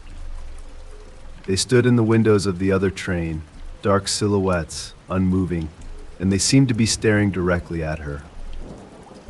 Nina stumbled back, her heart racing. She ran to the other side of the car, hoping to see the lights of a town or a station, anything to indicate that they were nearing civilization. But all she saw was darkness, endless darkness, with no sign of life. She was about to start screaming for help when she felt a hand on her shoulder. She spun around, but there was no one there. She backed away, her breath coming in short gasps, and that's when she saw a figure standing at the far end of the car. It was tall and dark, and as it moved towards her, she recognized the long coat and wide-brimmed hat. Who are you?" Nina stammered, her voice trembling. The figure said nothing, just kept walking towards her, its footsteps silent on the floor. "Stay away," she yelled, grabbing a metal bar for protection. But the figure continued to approach, its face still hidden beneath the brim of the hat. When it was just a few feet away, Nina swung the bar with all her strength, aiming for the figure's head. But the bar passed right through it, hitting nothing but air. The figure flickered, like a bad signal on an old TV, and then it vanished, leaving Nina standing alone in the car. She dropped the bar, her hands shaking. She didn't know what was happening, but she knew she had to get off the train and fast. She ran to the nearest door and tried to pry it open, but it wouldn't budge. She pounded on the door, screaming for help, but no one answered. The train continued to speed through the darkness, the world outside nothing but a blur. Desperate, Nina ran back to the conductor's cabin. She didn't know how to drive a train, but she was willing to try anything to stop it. She grabbed the controls, pushing buttons, pulling levers, but nothing happened. The train kept going, the tracks clacking beneath it, and she felt like she was trapped in a nightmare with no way out. And then, suddenly, the train began to slow down. The lights flickered, the sound of the tracks grew softer, and Nina felt a surge of hope. Maybe she had done something. Maybe the train was finally stopping. She ran back to the car, looking out the window, and saw that they were pulling into a station. The platform was lit by dim, yellow lights, and as the train came to a stop, she saw a sign overhead, "Midnight Crossing." Nina didn't care where she was. All she knew was that she needed to get off the train. She ran to the door, and this time it opened easily. She stepped onto the platform, the cold air hitting her like a wave, and she stumbled forward, desperate to get away. But as she looked around, she realized something was wrong. The station was empty, completely empty. No people, no sounds, nothing but the faint flicker of the lights overhead. And when she turned back to look at the train, her heart stopped. The train was gone. The tracks were empty, stretching off into the distance, and there was no sign of the train she had just stepped off of. It was as if it had vanished into thin air, leaving her alone in the deserted station. Nina spun around, trying to make sense of what was happening. The platform stretched on for what seemed like miles, the shadows growing darker the further they went. And then she saw them figures standing at the edge of the platform, staring at her. They were dark silhouettes, their faces hidden, and they didn't move. They just stood there, watching her, their presence heavy and oppressive. Nina felt a wave of terror wash over her. She turned and ran, racing down the platform, her footsteps echoing in the silence. She didn't know where she was going, but she knew she had to get away from the figures, from the darkness, from whatever nightmare she had stumbled into. But no matter how far she ran, the platform never ended. It stretched on, the figures following her, always just a few steps behind. And the whole time she heard it, the soft, distant whistle of the midnight train, echoing through the night, coming closer and closer. Nina's legs burned with exhaustion, and she finally stopped, gasping for breath. She looked around, but the platform was empty. The figures were gone, the lights flickering overhead, and for a moment she thought she was safe. But then she heard it, the sound of footsteps coming up behind her. Slow, deliberate footsteps, moving closer and closer. She turned, and there he was, the man in the coat and hat, standing just a few feet away, his face hidden in shadow. "Please," Nina whispered, tears streaming down her face. "Please let me." "Go." The man said nothing. He just reached out his hand, and as he touched her shoulder, the world went dark. The next morning, a train conductor found an empty car sitting at the end of the line. It was the last train of the night, the one that was supposed to arrive at its final stop hours earlier. But when the conductor walked through the car, he found no sign of any passengers. The only thing left behind was a single camera, lying on one of the seats, its screen cracked. The conductor picked it up, curious, and turned it on. And when he scrolled through the photos, he found dozens of images, blurry pictures of a dark train station, shadowy figures standing on the platform, and the face of a terrified woman staring into the camera, her eyes wide with fear. But the last photo was different. It was of the empty train, taken from a distance, and in the window, the conductor saw the man in the coat and hat, smiling. And somewhere in the distance, the midnight train continued to whistle, speeding through the darkness, searching for its next passenger. Caitlin had been looking forward to her solo weekend getaway for months. She had rented a small cabin in the woods, far from the noise of the city, hoping to find some peace and quiet. The cabin was nestled in a clearing surrounded by dense forest, with a lake just a short walk away. To her, it sounded like paradise, the perfect place to unwind, recharge, and do some much-needed writing. The drive up to the cabin was beautiful.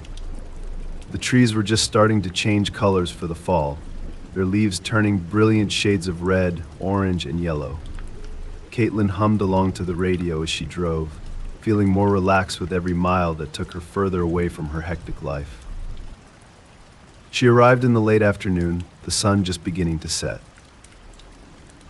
The cabin was exactly as it had been advertised: cozy, rustic, with a small porch and a view of the lake. Caitlin brought in her bags, unpacked a few things, and made herself a cup of tea. She sat on the porch, breathing in the fresh, pine-scented air, and for the first time in months, she felt at ease. As darkness fell, Caitlin moved inside and settled into the living room. She lit a fire in the stone fireplace, the warm glow filling the cabin, and sat down with her laptop, ready to work on her novel. The only sounds were the crackling of the fire and the soft rustle of the trees outside. It was exactly what she needed: time away from everything, just her and her thoughts. She wrote late into the night, the words flowing easily, and by the time she finally decided to go to bed, it was nearly midnight. She locked the doors, checked the windows, and headed to the small bedroom at the back of the cabin. The bedroom was cozy, with a large window that looked out onto the forest. Caitlin drew the curtains shut, crawled into bed, and fell into a deep sleep, the silence of the woods wrapping around her like a blanket. But around 3 a.m., she woke up. At first, she wasn't sure what had woken her. The cabin was dark, the fire long gone, and all she could hear was the wind whistling through the trees. She rolled over, pulling the blankets tighter around her, but then she heard a soft tapping sound coming from somewhere in the cabin. Tap, tap, tap. Caitlin sat up, her heart pounding in her chest. She listened carefully, trying to figure out where the sound was coming from. It was rhythmic, steady, and it seemed to be coming from the living room. She got out of bed, grabbing the flashlight from the nightstand, and tiptoed to the bedroom door. The tapping continued, louder now, like someone knocking gently on the wall. She opened the door and stepped into the hallway, shining the flashlight into the darkness. "Hello," she called out, her voice shaky. Is someone there?" No answer. She walked down the hallway, the wooden floorboards creaking under her feet, and turned into the living room. She shone the flashlight around, the beam cutting through the darkness, but everything was as it should be. The furniture was untouched, the windows were closed, and the front door was still locked. Tap, tap, tap. The sound came again, and Caitlin turned towards the kitchen. She stepped closer, her hands trembling, and that's when she saw a small tree branch scraping against the kitchen window. She let out a sigh of relief, feeling foolish for getting so worked up over nothing. It was just the wind, she told herself. Just a branch brushing against the glass. She went back to bed, but it took her a while to fall asleep. Every creak of the cabin, every gust of wind set her nerves on edge, and it was only when the first light of dawn crept through the curtains that she finally drifted off. The next day, Caitlin decided to go for a walk around the lake. The sun was warm on her face, and the forest was peaceful, the only sounds the birds singing and the water gently lapping against the shore. She found a small clearing by the water and sat there for hours, her notebook in hand, jotting down ideas for her novel. By the time she returned to the cabin, the sun was starting to set, casting long shadows across the clearing. She made herself dinner, sat by the fire, and tried to relax, but she couldn't shake the feeling of unease that had settled in her stomach.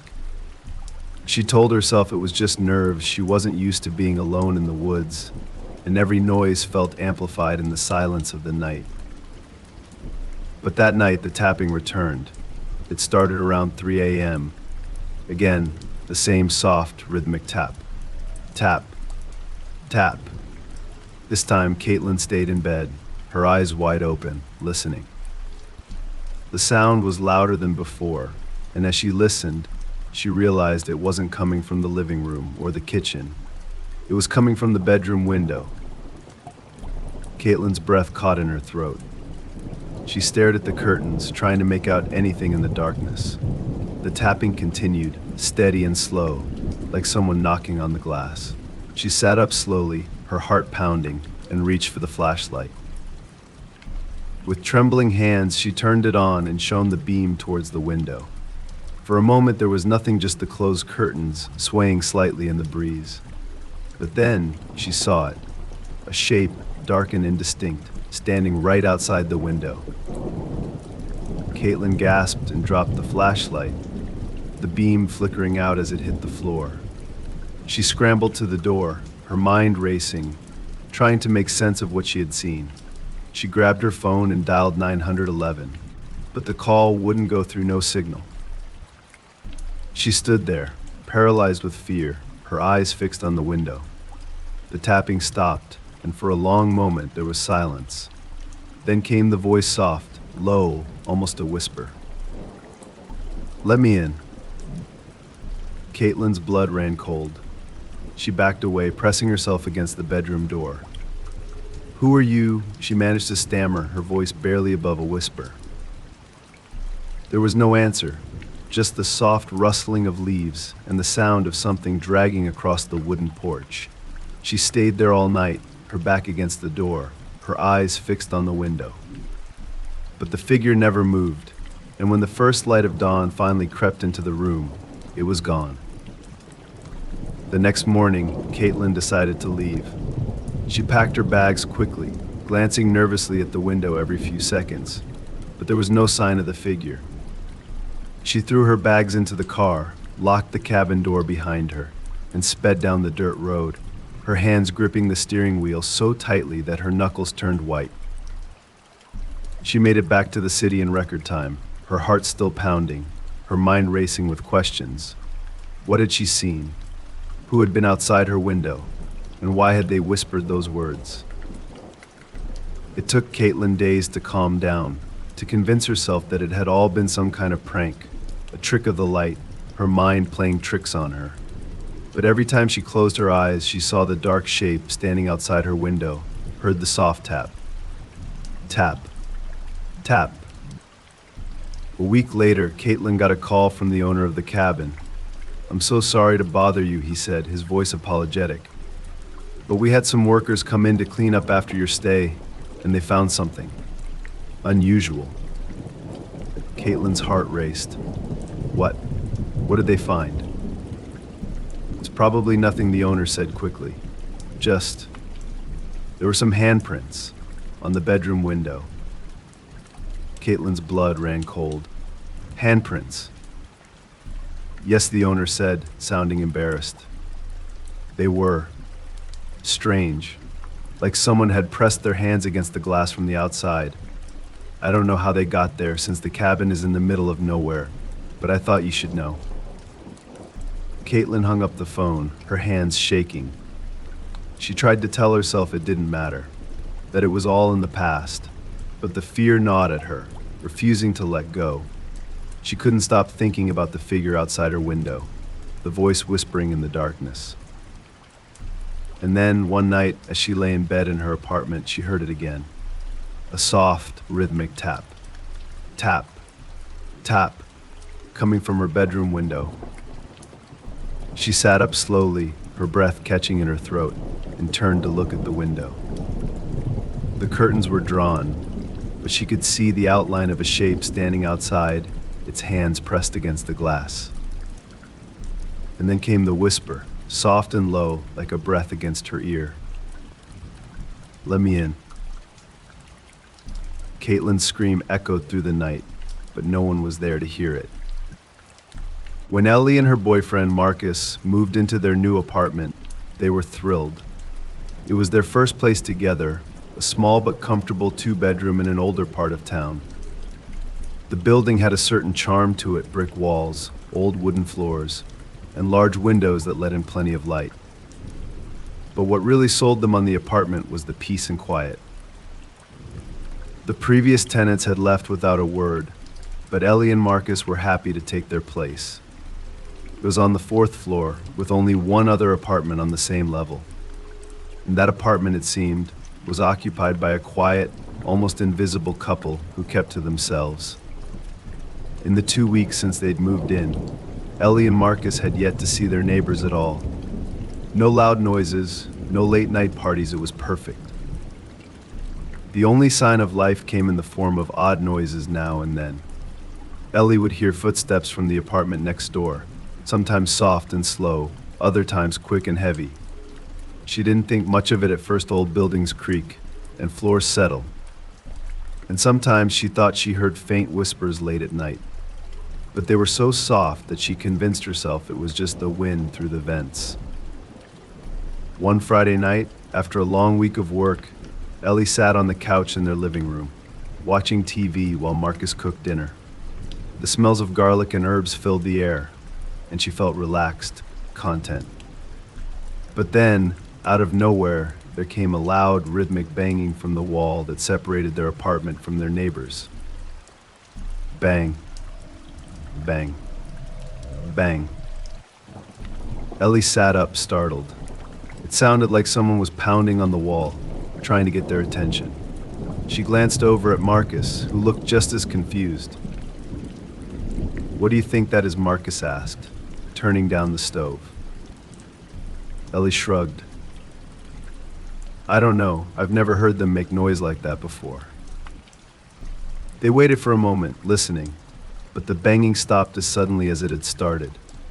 They exchanged uneasy glances, but when nothing else happened, they laughed it off, joking that maybe their neighbors had dropped something heavy. They finished dinner, watched a movie, and went to bed without thinking much more of it. But the next night, the banging returned. It started around 10 p.m., loud and insistent, like someone was slamming their fist against the wall. Bang. Bang. Bang. Ellie and Marcus both jumped, the noise startling them out of their quiet evening. "What the hell?" Marcus muttered, heading towards the wall. "I'm gonna go over there and see what's going on." He grabbed his keys and left the apartment, and Ellie sat there, feeling a knot of unease growing in her stomach. She listened as the banging continued, louder and more frantic, and she wondered what kind of people they had living next door. When Marcus returned a few minutes later, his expression was puzzled. "Nobody answered," he said, locking the door behind him. "I knocked for like 5 minutes, but all the lights were off and no one came to the door." Ellie frowned. Maybe they weren't home. "Then who's making all that noise?" Marcus asked, raising an eyebrow. They sat in silence for a moment, listening. The banging had stopped again, and all was quiet. Eventually, they decided to let it go, hoping it was just some weird fluke. But that night, Ellie had trouble sleeping. She kept thinking about the noise, the heavy, rhythmic banging that seemed to carry a sense of urgency, like someone desperately trying to be heard. The banging happened again the next night, and the night after that, always around the same time, and always stopping after a few minutes. Ellie tried to talk to the building manager about it, but he was dismissive. "Look, it's an old building," he said, waving a hand. "Things make noise. Don't worry about it." Ellie wasn't satisfied with that answer. She felt like something was off, something she couldn't quite put her finger on. She became hyper-aware of every sound, every creak of the floor, every rustle of the wind. And she began to notice other things too, strange little details that didn't seem right. One morning, as she left for work, she saw a sticky note on the neighbor's door. It was bright yellow and had been stuck to the door frame in a haphazard way. Curious, she leaned in to read it. It said, "Rent due. Contact landlord immediately." The handwriting was messy, hurried. But what struck her most was the date. The note was over a month old. She mentioned it to Marcus that night. "I don't think anyone's living there," she said, her voice low. "There's a rent notice from weeks ago." and nobody's been in or out the whole time we've been here. Maybe they left in a hurry, Marcus suggested. Or maybe they're on a long vacation. Ellie nodded, trying to convince herself that he was right. But deep down, she felt uneasy. Why would the banging continue if no one was there? And who would leave all their belongings behind? She hadn't seen the inside of the apartment, but she could hear the muffled sounds of furniture shifting, things being moved. The final straw came a few nights later. Ellie was home alone, Marcus was out with friends, and she was curled up on the couch, reading. It was around 9:30 p.m. when she heard it again, the loud, insistent banging. Bang, bang, bang. But this time it didn't stop. It grew louder and faster, the wall shaking with each hit. Ellie's heart pounded in her chest, and she stood up, moving closer to the wall. "Hello," she called out, her voice trembling. Is someone there?" There was no answer, just the continuous banging. She pressed her ear against the wall, listening carefully, and that's when she heard it, a voice, faint and muffled, like someone was crying. The sound was desperate, pleading, but she couldn't make out the words. Ellie backed away from the wall, her hands shaking. She ran to her phone and called Marcus, but it went straight to voicemail. She didn't know what to do. She felt like she was going crazy, like the walls were closing in around her. And then suddenly the banging stopped. The silence that followed was deafening, and Ellie felt a wave of relief wash over her. She sank to the floor, trying to calm her racing heart. A few minutes later, there was a knock at her door. She jumped, her heart leaping into her throat, and for a moment she didn't move. The knock came again, louder this time. "Ellie, it's me," Marcus's voice called through the door. "Are you okay?" She ran to the door and flung it open, relief flooding through her as she saw his face. "Oh my God, Marcus," she said, wrapping her arms around him. "You scared me." "Scared you?" Marcus said, pulling back to look at her. "You called me 3 times, said something was happening, and then hung up. What's going on?" Ellie blinked, confused. "I didn't call you," she said.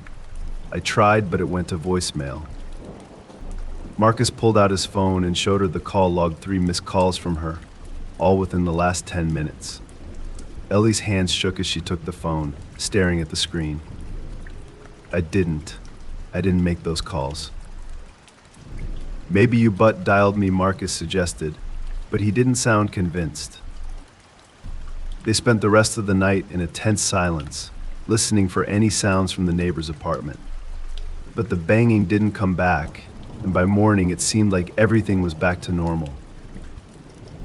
The next day, Ellie couldn't shake the feeling that something was horribly wrong. She decided to call the landlord again, this time demanding that he check on the apartment next door. "I'll meet you there," she said firmly. "I need to know what's going on." The landlord agreed reluctantly, and an hour later, Ellie found herself standing in front of the neighbor's door, her heart racing as the landlord fumbled with the keys. "I'm sure it's nothing," he muttered, unlocking the door. "Probably just an animal or something." But when he pushed the door open, they both froze. The apartment was dark, the air heavy with the smell of decay. The furniture was covered in dust, and cobwebs hung from the ceiling. It looked like no one had lived there for months, maybe even years. Ellie took a step inside, her stomach churning. She walked down the hallway, looking into each room, but they were all the same, empty, abandoned, untouched. It wasn't until she reached the living room that she saw it. The wall that separated their apartment from hers was covered in scratches, long, deep gouges that looked like they had been made by fingernails, dragging down the wall in frantic, desperate lines. And there, in the center of the wall, was a message, scrawled in what looked like dried blood. "Help me." Ellie staggered back, her breath catching in her throat. The landlord cursed under his breath, grabbing his phone and calling the police. I don't know what the hell's going on here, he muttered, his face pale. But we need to get out of here. They left the apartment, locking the door behind them, and the police arrived a short while later. They searched the place from top to bottom, but they found nothing, no sign of a struggle, no bodies, no clues.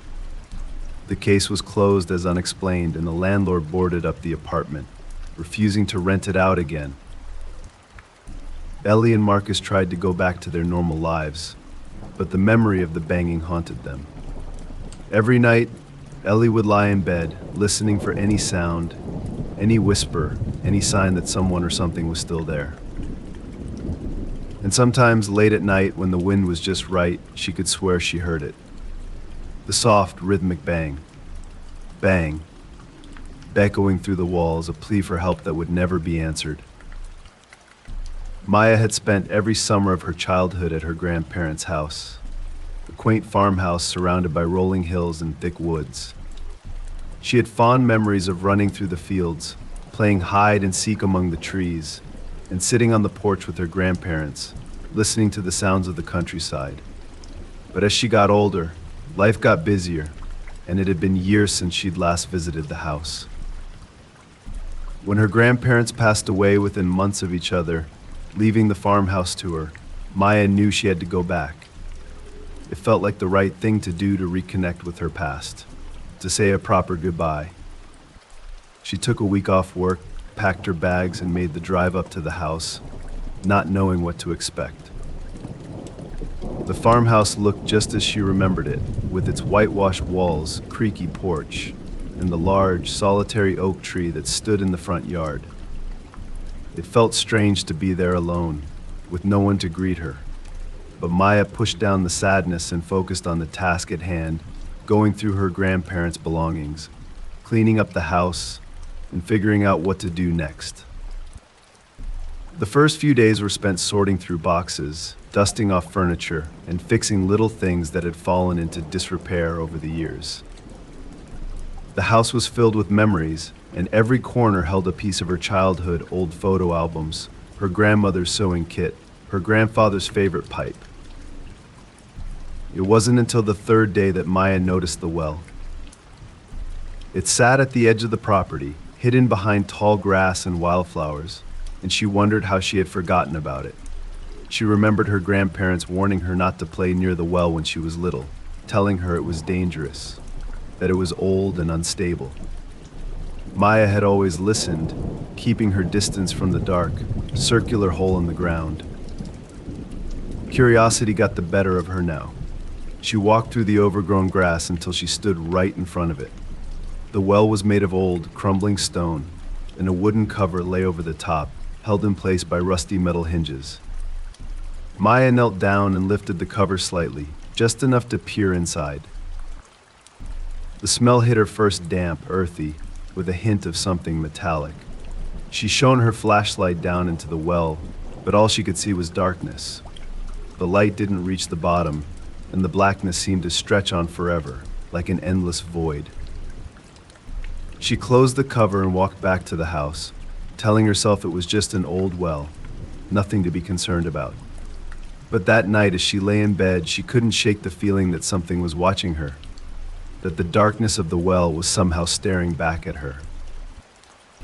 The next day, Maya tried to focus on cleaning out the attic, but she couldn't stop thinking about the well. There was something about it that nagged at her, a sense of unease that she couldn't explain. She found herself standing by the window, staring out at it, wondering what lay at the bottom. It was just before dusk when she heard a voice, faint and far away, calling her name. Maya. She froze, her breath catching in her throat. The voice was soft, like a whisper carried on the wind, and it seemed to be coming from outside. She went to the window, pushing it open, and listened carefully. Maya. It came again, louder this time, and she realized it was coming from the well. She felt a chill run down her spine, but curiosity drove her forward. She grabbed her flashlight and walked outside, the grass wet beneath her feet, the air growing colder as the sun dipped below the horizon. She reached the well and lifted the cover again, shining the flashlight down into the darkness. "Hello," she called out, her voice echoing back to her. Is someone down there?" Silence. She listened carefully, holding her breath, and then she heard it, the voice, distant and muffled, like it was coming from deep within the well. "Maya, help me."